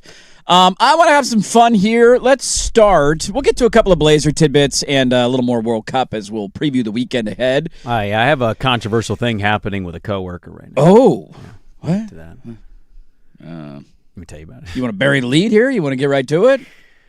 What happened? Why are you standing, by the way? You got to poop over there? No, I don't. Okay. I'm doing a McAfee. I want to stand for a segment. You want to stand for a segment? Yeah, sitting it's making me a little uncomfortable. Not going to lie, a little uncomfortable. Also, not going to lie, I looked over at the YouTube and we're sitting the same height, and on the YouTube, my camera's has me super low, and you're way ahead of me. Well, it's because I'm tall and I'm big and I'm large. Oh, you got fat ass. I'm the biggest. I'm the largest. So I have a coworker whose kid plays my nephew in Little League Baseball. And I got a text yesterday that they were watching my nephew pitch in a game not involving their kid on their big screen.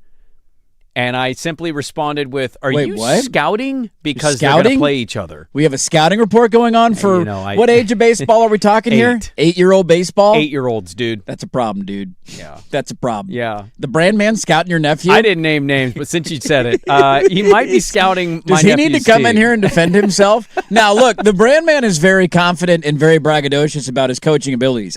We went down to play golf in that Oregon tournament a couple weeks ago. I got the rundown. I got the full rundown of their youth baseball league. Yeah. And they didn't win a game last year. And he had to root out the disbelief of not, we got to have some faith here. We need the Ted Lasso slap the sign. Believe. You got to believe that you can win. Yeah. And if you don't believe you can win, you're not going to win, right? Winning starts with a mentality. And so he's very braggadocious about his team and what he's done with them this year.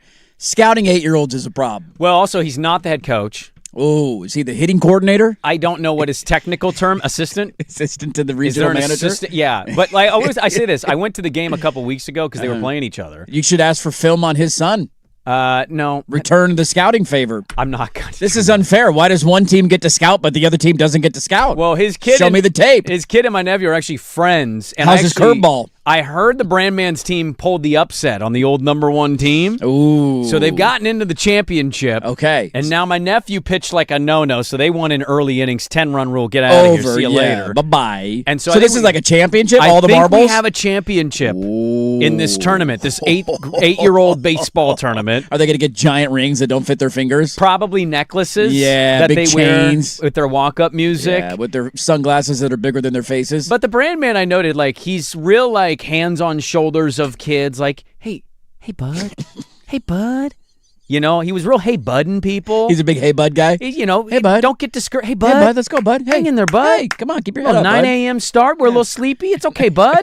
It's okay, bud. Get yourself some Monster Energy. So it's become quite a little battle between his kid and my nephew, and I work with one, and I'm an uncle to the other. It's a tough one. It's a tough one right there. Well, it's not. I know who I'm rooting for here. I love the idea of him. Is he watching the Game Changer app? Is that what he's doing? Yeah, so Game Changer app feels like a ripoff. Is it not? Is it not a... Okay. That's all I'll say on that. Okay. I mean, to each their own, but... look, people My can brother show it to dabbled their in the Game families. Changer a little bit. Yeah. Now, I never paid for it, and I love my family. Love my family. You ain't paying for it. But it was also floated as like, if you want to watch a game while you're at home and not here, you can do it. Yeah. And I just thought, I love my family. Well, so I don't think I'm going to sit around in the evening and wait for... If you text me like a minute before an at-bat, like, hey, he's about to come up, all right, maybe I'll try and pull it up and see. I don't need to see other 8-year-olds not hitting a baseball. So as the coach of a youth basketball team, I had parents one day tell me about plays that they had saved from our games. And they were like, oh, you could check it out on the Game Changer. And I didn't know how to do that at the point. I got highlights. And one dad goes, oh, you don't have, like, you don't pay for Game Changer? I'm like, no. And they were like, it's only $10.99 a month. And I'm like, $10.99 a month? I'm not paying $10.99 a month? I'm not paying a Netflix subscription for Game Changer? For youth sports, even if I am the coach. I'll find my I'm own there film. in person. I can see the game. I'm coaching the game. So I'm at all of them. Yeah. Have they looped in like, you want grandpa and grandma to watch when they're out of town? Yeah, I think they've roped those parents in to the point of our conversation earlier this week. Youth sports and what's wrong with it. It's a bit of an issue. But yeah, I think he's scout. I think we got a scouting situation. We got a scout off going here. If I showed you the photo, he looks like a coach scouting another team. Does he got a little notepad? No. Does he have a laser pointer? Is there a laser pointer involved? There's not a laser pointer. I'm a little disappointed now in the brand man. But like, if you look closely, watch him. I almost want to put the photo online, but I won't. But look at this photo I got. Does that look like a guy intensely scouting an 8-year-old Dude, baseball this needs to be tweeted out. How is this not tweeted out? This needs to go out to the public.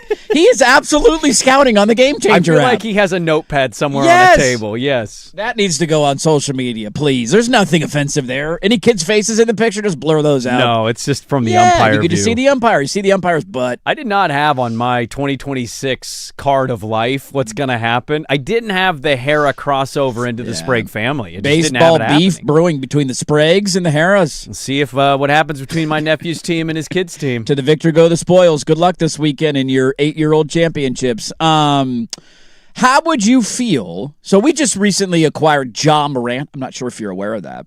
Yeah. And Ja Morant's going to do his press conference. How would you feel? Now, Ja Morant's obviously a little bit different, so maybe not a great example here, but Don't play the sleep game on with me. Ja. If Ja Morant, before his press conference, was talking trash to Blazer fans in Instagram comments. Not great.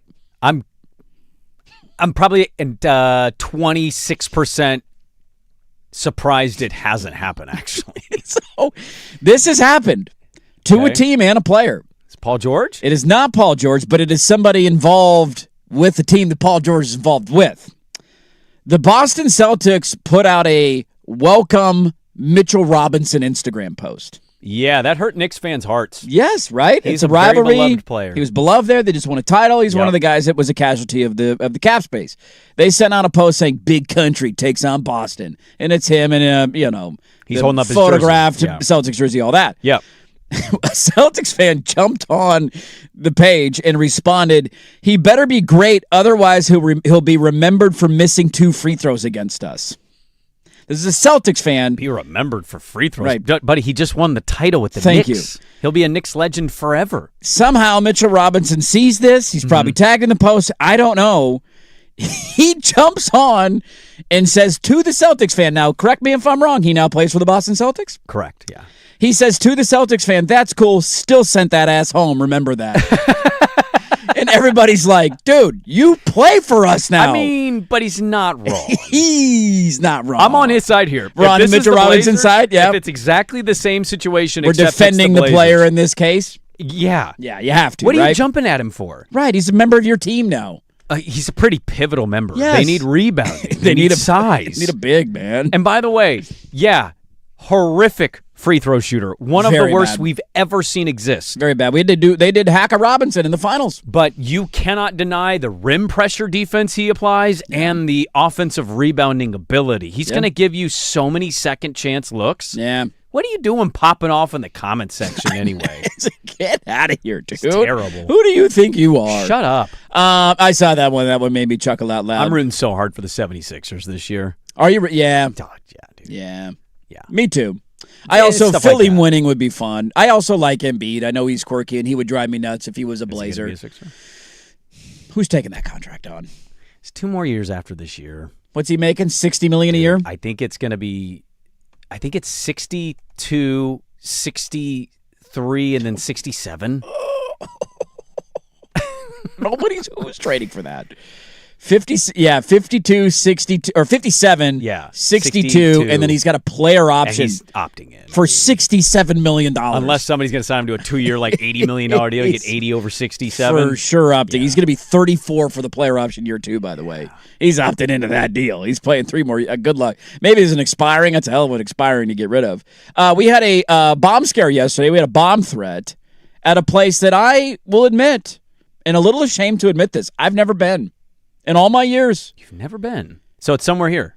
The Enchanted Forest. What? Got a bomb threat yesterday. We're blowing up Humpty Dumpty? They wanted to blow Humpty Dumpty up. They got a bomb threat. They had to evacuate the entire park. All these kids are there just trying to enjoy some fairy tales. Yes. And all of a sudden, emergency authorities had to come in around 11:30. They got a report of a bomb threat. They said, get the hell out of here. And they had to take the canines through the entire park. They had to walk cops all over the place. And a shocking development, they found nothing. Hence my take on bomb threats. Not scared. Not real. Not going to happen.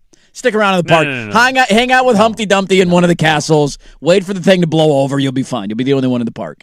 Again, you missed the point. If you're at the place with the bomb threat. I'm not scared. It's not a bomb. Who's putting a bomb in Enchanted Forest? Of all the things you could bomb, Enchanted Forest is high on your list.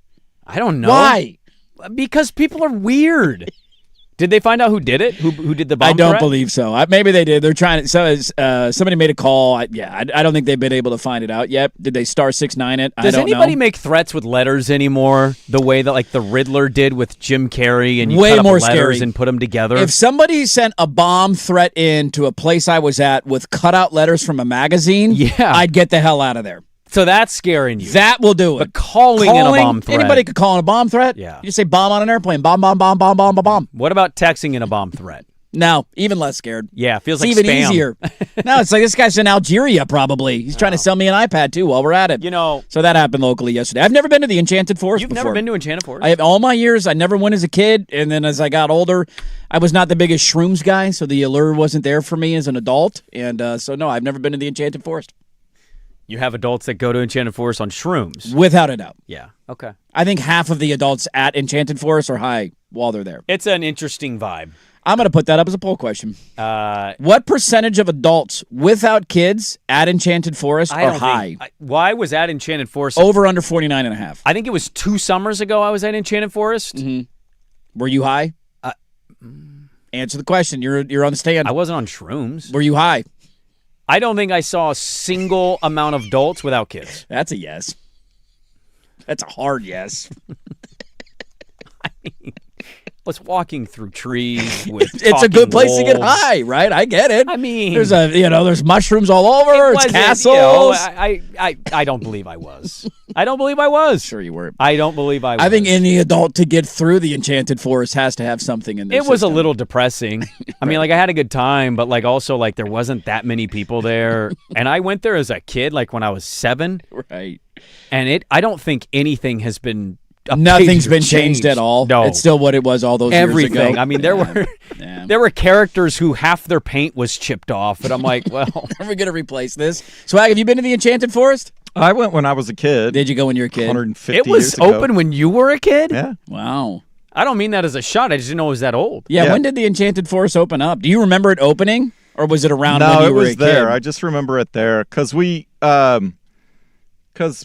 I had grandparents that lived in Corvallis, so we drove. It's right in between, yeah. It's right in between. That makes sense, yeah, on the way. Was the other theme park there that used to be there and is now an RV park? It used to have a roller coaster. I remember the roller coaster. I remember that thing. I always wanted to go on that, and then we never did, and then it ended up closing, whatever it was. Roger Tofty was your creator over Yeah. a period of 7 years in the late 1960s. Yeah. It first opened to the public in 1971. Yeah. That was the year I was born, so yeah. You and the Enchanted Forest, same me age? and the Enchanted Forest. I've been there twice. 2 times? My kids want to go again. Do they really? Like every time you're driving down I-5, they see it and they're like, Dad! No, we never drive that section of I-5. You're not going down that way? There. No, No, you're not not unless going I there? go to Corvallis. I see it every Saturday in the fall. Hey, Enchanted Forest. It's a cool sign. And then see it on the way back. Hey, Enchanted Forest. It's like an all-time, like if they ever closed, somebody's got to buy that sign. Has to. Like there's an old Burgerville drive-through sign near my house in somebody's yard. It is funny to read back on some of this. In 1964, he purchased the land, 20 acres of land to build it. I read about this when I was there last time. For and I was like, $75 or something? $4,000 for 20 acres of land. Yeah. How much money would $4,000? How much money would that family make? That is the equivalent to modern in 2025, the exchange rate, if you will, the inflation rate. Yeah. Buying 20 acres of land for $41,000. Like 4 acres of land is $40,000. How much is an acre of land in Portland? In Portland? In Portland, Oh, Oregon. Dude.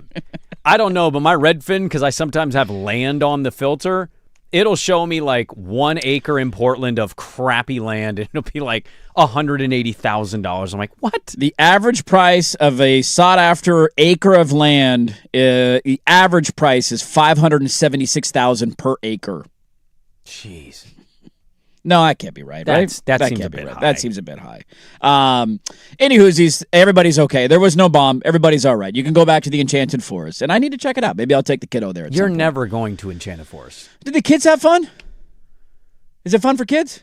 Yeah. Okay. I mean, we're looking for activities. You got to do something. It's a cheaper. It's a cheap day. If you don't want to do Disney. Right. That's my whole point. It's Oaks Park's right local. here. I'll do Oaks Park. Yeah. We were just there a couple weeks ago. Kid had a blast. But if you want to not do Oaks Park for like the 5th time, right? You want to mix it up a little bit. Little curveball. If Enchanted Forest is there, you could use it as an option. A couple of things I'm going to get to in the next segment. One to noodle on is the idea of a Chinese restaurant in San Francisco. Oh, dude. I pulled the audio for this. We have the audio? I'll send it to Swag. Yeah, send the audio. We'll get to it. They are doing something to people who bring children to their restaurant. They're right. And we need to ask the question, fair or foul? We'll do that. Also, did we put the right stuff in it? And I'll explain. We'll get to those next. 105.1 FM The Fan.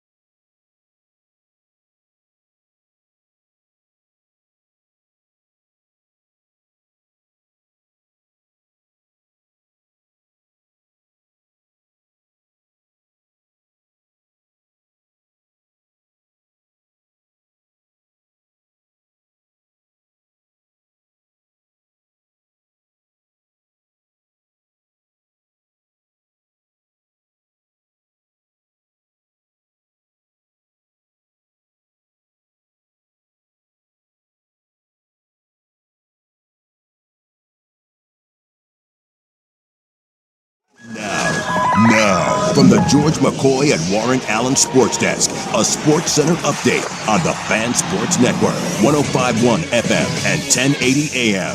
First on the update, round 2 from the Renaissance Club, the Genesis Scottish Open. We told you earlier in the show, Scottie Scheffler going to miss his first cut in a couple of seasons.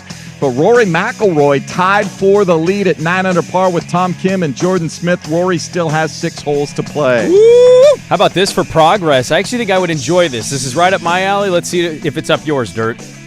How about a notification alert of any beach you go to giving you the shark forecast of the ocean and beach you're visiting? Researchers are right now working on creating a shark forecast where they can follow patterns of shark behavior and alert different you. Species of shark, and you get like an alert text of 5 small sharks, 1 giant shark near this beach spotted at this specific time. I would like that. I would love that. I don't have a huge fear of sharks. I do. I get it. Jaws at 4 was traumatizing. I don't like pools that didn't are 2D. see any sharks in the Adriatic. Saw a few dolphins, but no sharks. Because you didn't swim far enough. You didn't get 500 yards out. Out there right in the middle of the damn thing. Should we be making a bigger deal of Shield Tile's wife being resigning ousted? and fired, or it becomes a big deal if he announces that he's moving to San Francisco. Right? That's when we start to... As Patrick would call him, Mom. Mom. We need to ring What's the wrong, alarm. Mom? Mom, what's wrong? Don't leave, Mom. I'm not going anywhere, guys. My Mom. wife works here. Mom, I need something. We're embedded in Portland. Are you anymore? Yeah. Shield, we need answers. All right, there you go. There's your update from the George McCoy at Warren Allen Sports Desk. Don't call your mom. Call George McCoy at warrenallen.com. This is the Fan Sports Network. This is Dirt and Sprague on the Fan Sports Network, 105.1 FM and 1080 AM. Welcome back in. 9:26 on your Friday. We got a lot still to get to on the show. I'll start with something else. Oh, is it already in? It's already in. Okay, we can get to it here then. Yeah, I sent it to him. Okay. I never know how long it takes It's to a little upload lengthy, into this. by It's the a little way. lengthy. Yeah. Yes, it is. This comes to you. I saw this yesterday, and I'm like, God, we got to talk about this. This is do you know how to say the restaurant name? No. Okay. It's in San Francisco. CHEZXUE.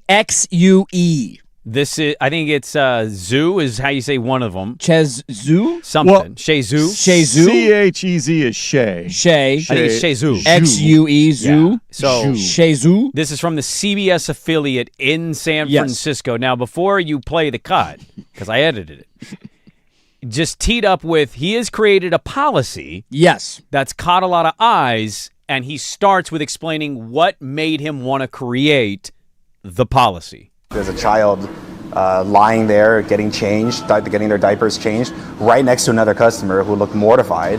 The sight and smell ruined most appetites that night, but it was just one of several incidents Shui paid the price for. It's not about that $5 broken teacup. It's about the fact that you came into here not respecting the rules. You let your child play around. They cause some sort of damage, you should be directly responsible. A lot of people very quietly tell me that they support this policy because they don't want to be seen as nosy or, disruptive to other parents. That's not the case for Jacqueline Grubb, who came to the restaurant for the first time after learning about the policy. So when someone actually stands up and says something like this, it's admirable. And we need more of him throughout the United States being that way, and he can actually cook good food. For example, this was a Chuck E. Cheese, we wouldn't have the same expectations, but I'm just letting people know, hey, maybe there was a misunderstanding. You can't blame the kids. You really can't blame the kids. Kids are kids. Kids will be loud, kids will cry, it's okay, but it's up to the parents to make the appropriate response. It may seem bold in an industry where the customer is always right, but at the House of Shui, the hope is to put proper parenting back on the table. We're speaking on behalf of the customers who cannot say the unspoken, and we're speaking on behalf of restaurants who cannot put forth such a blunt and unpolished message to the public. We're happy to start a conversation, Round of applause. Now, if you don't get the gist of what they're doing, they're essentially, if you come into the restaurant and your kid causes some sort of trouble, you are getting fined. You're fine, yeah. Some of the examples, they're just adding it to your bill. Like, here's your bill, and here you go. Some of it, one parent was charged $327 after their child smashed a credit card machine. Yeah. I mean, who... What's wrong with you as the parent, Who are first these off? kids? $109, one parent was charged after their kid carved designs into a table with a utensil. They're lucky it's only 109. Yes.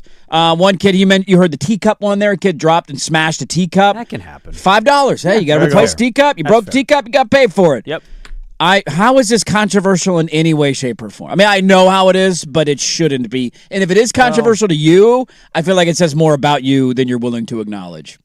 Well, I have a lot of things that happen in our society that get talked about. It's much ado about nothing. I think it's the internet pretending that this is a controversy, and I think society in general is like, dude, control your kids. I have 2 And if kids. you can't control your kids, don't go out to eat it. Get takeout and go home. As somebody with kids, as somebody that was a kid once. You were a kid once? I was. You were? Breaking news. It makes you an expert on this topic. It does. Did you break a credit card machine? I did not. I didn't even think about breaking a credit card machine because my mom would have whooped my ass into the next universe if I moved. Yes. I couldn't get out of the table by myself. No, don't you move. Are you kidding me? No. Draw and color. Why don't you color on the piece of paper with the crayons? You're going to color and you're going to like it. Yeah. If you're causing actual damage, you should pay for it.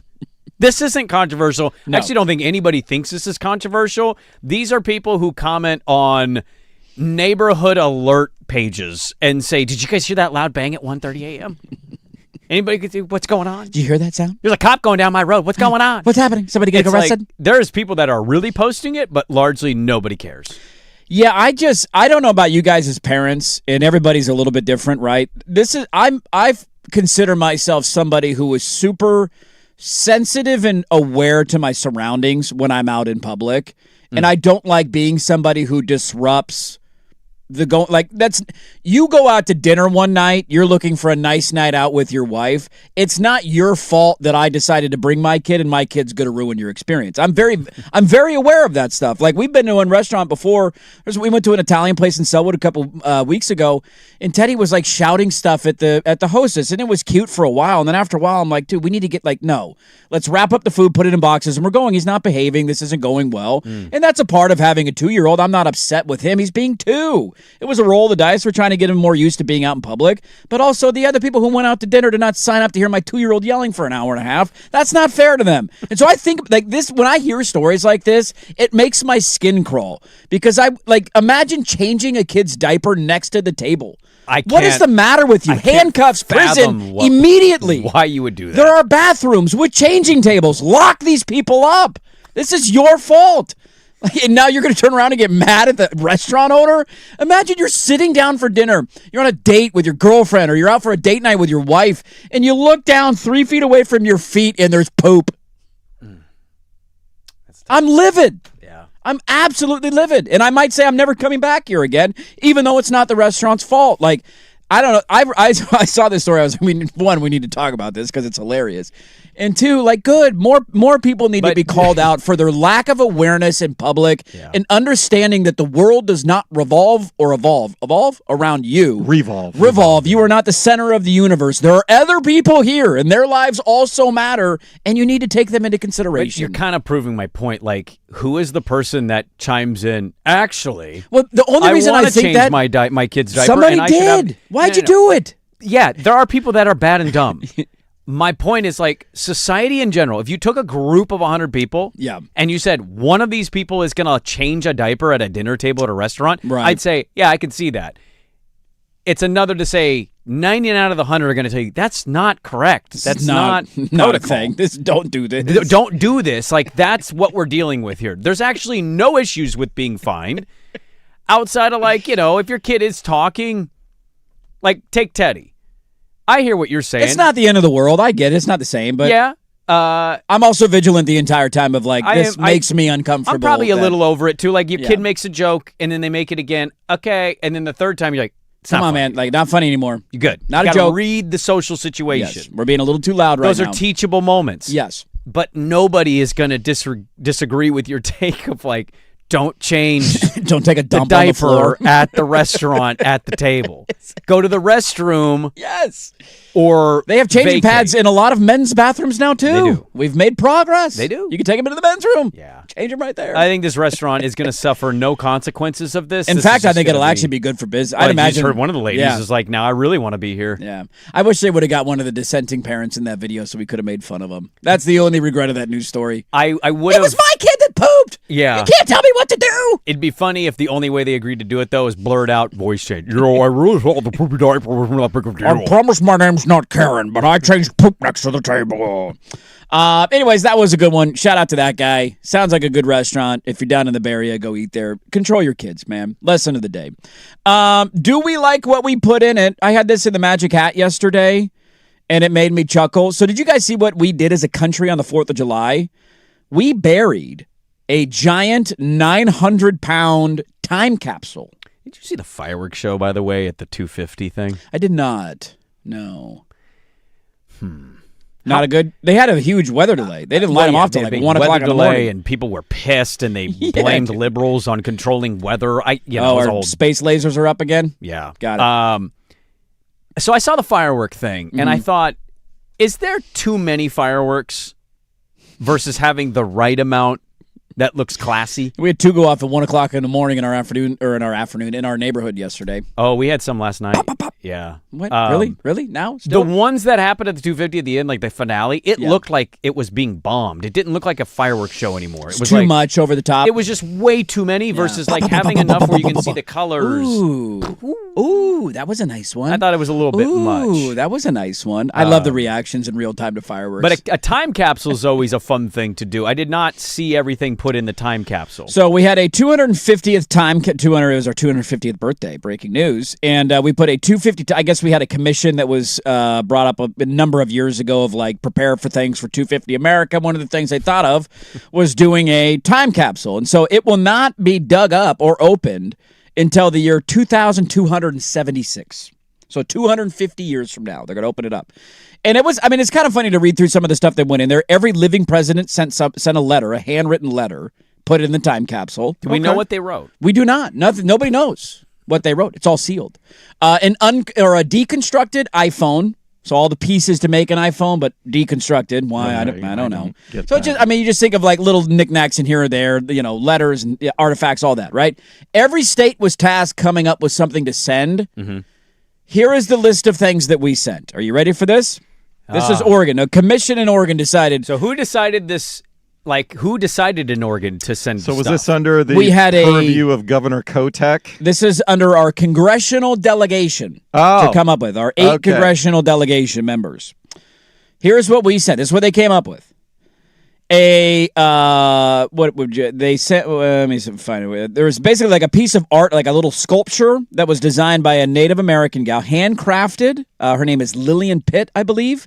She is from the Warm Springs, Wasco, Yakima descent. And she made she who watches is a name. It's a very famous thing. So she turned it into essentially a pin. Totally cool, right? No issue. Fine.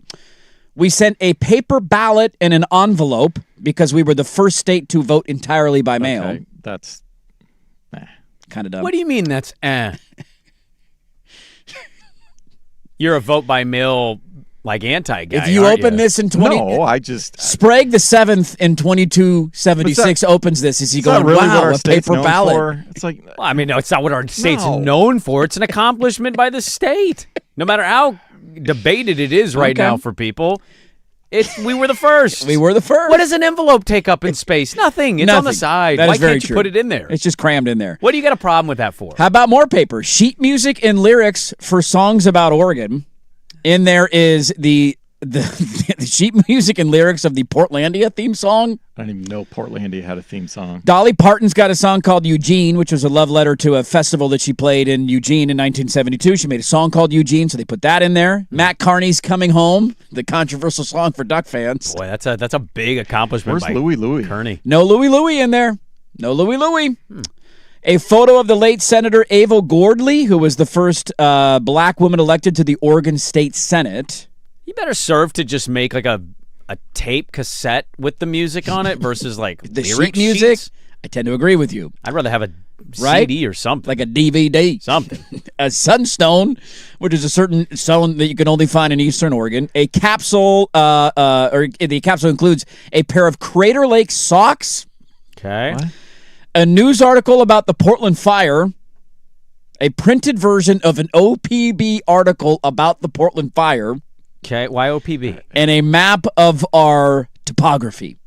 That's what we included. What at about the time. Blazers? Nothing. That's all we included. That's it. That's our list. That's what we came up with as a state. So if we even cease to exist 250 years from now and they Yes. find this capsule buried. 2276, they dig it up in the post-apocalyptic world. And the states are no longer the states. There's Right. been earthquakes. Everything looks different. They're going to find this and they go, I guess they never won a championship in that region. Yeah. We don't have nothing, not even a Walton Where's jersey. a Bill Walton headband for Thank you. crying out loud? A Grateful Dead t-shirt with an NBA logo on How it. did we not buy something from his estate sale and throw it in no there? idea. His warm-up jacket or No his championship ring. They're gonna That should have been in there. They're going to never know. We screwed the pooch on this, didn't the we? letter did. O pretty plate bad. for Yeah. a state Why didn't with we the letter send O. like a joint of our best weed for Yes. crying out loud? How about a bottle of wine? Bottle of Pinot. What are we doing? One of Darcel's wigs. Look, we can Oh, disagree. a Darcel wig. We can disagree on an envelope. Some A-crop steak bites. Am Yes. I right? Am I right? Are you going to say goodbye? I'm not wrong. I think they're done. Is it over? I've driven past. I drive past it. But like, every can you day. still go in, or is it closed No, permanently? I haven't announced it. There's Is no it sign. for sale? Or is yeah, it- it's been for sale. Oh, okay. But they just abruptly closed. I can't find a buyer right now. It's $2 million. That's what they're asking for It's that like property. 1.9 or something. Do you see the name of the place next door to it now? Yeah, the Pussy Willow. Tom Dundon's looking for an undervalued asset. Yeah, that place hasn't opened. That sign's been up forever. I kind of want. Yeah. What? Nothing. Anyways, we kind of screwed that one up. The What would 200. you add to this that's not in it? I think we came Aside up with from the stuff. I think we came up with some pretty good stuff. Weed should be in there. I don't know how we don't have weed in there. We're very known for our weed. I don't know how some sort of wine, like wine country, our wine is Is there still a famous chunk worldwide. of the whale we blew up on the coast? Blubber somewhere whale that's is like solid. petrified? Bone to signify something? Yeah, that would have been cool. I just an ATV tire. a Just 'cause we pair got of dunes. Crater Lake socks. The hell is I've that? been to Crater Lake. You know my take. Yeah, well, let's not get into that. Overrated. Well, it's big body of water. Cool. Don't, dude. Why? We had to go through this when you gave that take, and we had to go through this when I gave the take on the We waterfall. got Crater Lake hatred for weeks on that. Some Crater Lake P1s came out of the I woodworks know. and heard that take. They didn't Well, know and the so end did of it. Multnomah Falls people. And I'm yeah. like, have you tried to park there? It's a I mean, disaster. Multnomah Falls blows Crater Lake out of the water. No. Yes, it does. Have you ever been to Crater Lake? Yeah. It sucks. Big Ben, Parliament, huh? All right, keep going. Is Multnomah Falls even best waterfall in our area? Yeah. Have you been to Silver Falls Park? Silver Falls is pretty cool. Is it bigger Pretty than awesome. Multnomah? I get to walk under it. What's the bigger falls? Yeah, I don't think that's how you measure falls. That's how you do it. Size. No. Size is what matters. Wrap it up No. next on the fam. The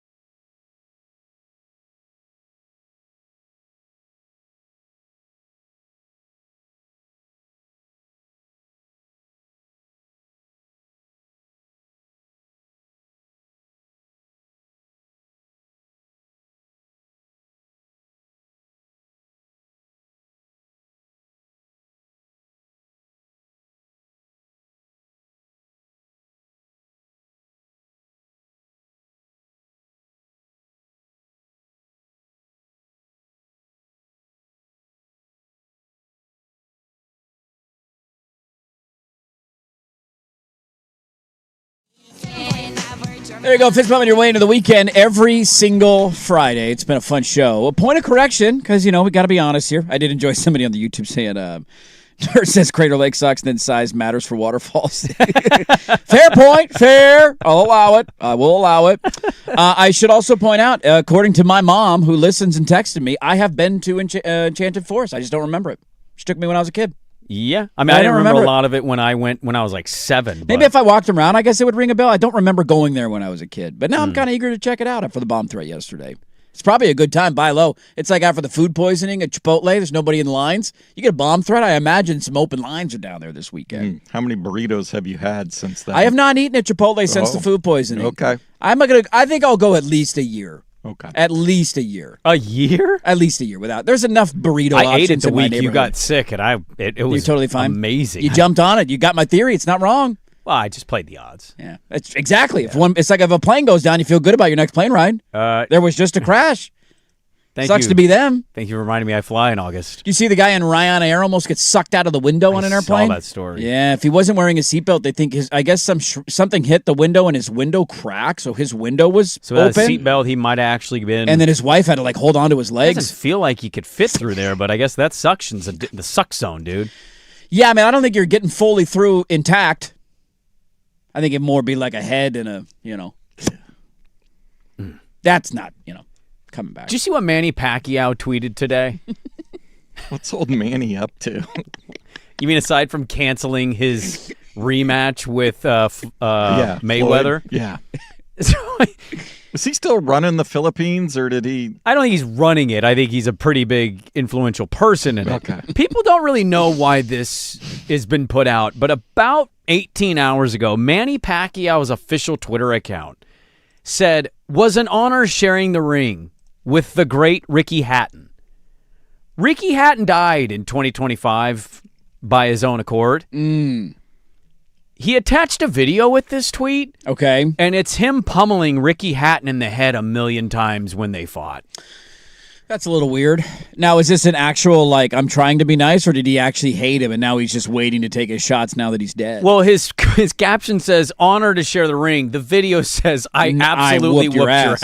Yeah, I whooped your ass. There's not one moment where Hatton touches him in that fight. Yeah. I think he knocked him out in the second round of it, and it's just utter annihilation of a video, and people are like, why did you put this out? What's the best aged fighter? I feel like all of them age horribly for varying reasons. Isn't Floyd Mayweather bankrupt now or broke? Am I reading that correctly? It has to be Tyson's drugs Foreman. And tigers. Foreman, yeah, it has to be Foreman. Lennox Lewis is still great. Is he? I haven't heard from him in a long time. Sugar Ray Leonard, Holyfield. Yeah, Holyfield's a good one, yeah. Sugar Ray's a great one. Okay, Sugar Ray's a good one. So I guess there's a few. Good ones, yeah. I feel like is McGregor fighting again this weekend? He's back. He's back fighting. I don't know who he's fighting. I don't know how to watch it. I probably won't watch it. I just saw a video of the weigh-in yesterday. The plastic and I'm like, surgery's odd to me. Conor McGregor? What are we doing? Okay. So he took PEDs because he got addicted to the feeling of them. Oh, okay. Because he was recovering from his leg injury. Yeah, I mean, his leg Roy did Jones shatter. Jr. doing okay? I don't know. He's on fight broadcasts. I've seen him on broadcast. I think he was on the Tyson fight with Paul. I'll never forget him coming in studio with Isaac and Suk years ago before I worked here. That was a big deal.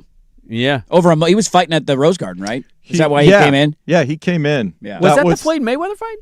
Or was that a different year? That was a different year. Because I met Floyd Mayweather at the mall during his fight. He came in. I didn't know who he was. A 5'5" guy? He was tiny. He had a big old chain. Yeah. I helped him. He that was handshake, fine. I thought my hand was from Roy Jones Jr. It was that, yeah. How big were his mitts? Pretty big? Or just size, strong? not massive because he's not the biggest dude. Right. He's not a huge guy, but there was not an ounce of fat anywhere. Yeah. Anywhere. You examined the whole body? Take your shirt off, Roy.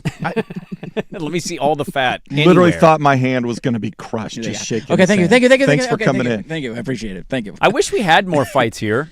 I do too. I wish boxing could reinvent itself. Yeah. You know what helps with drawing attention and sporting events to your city?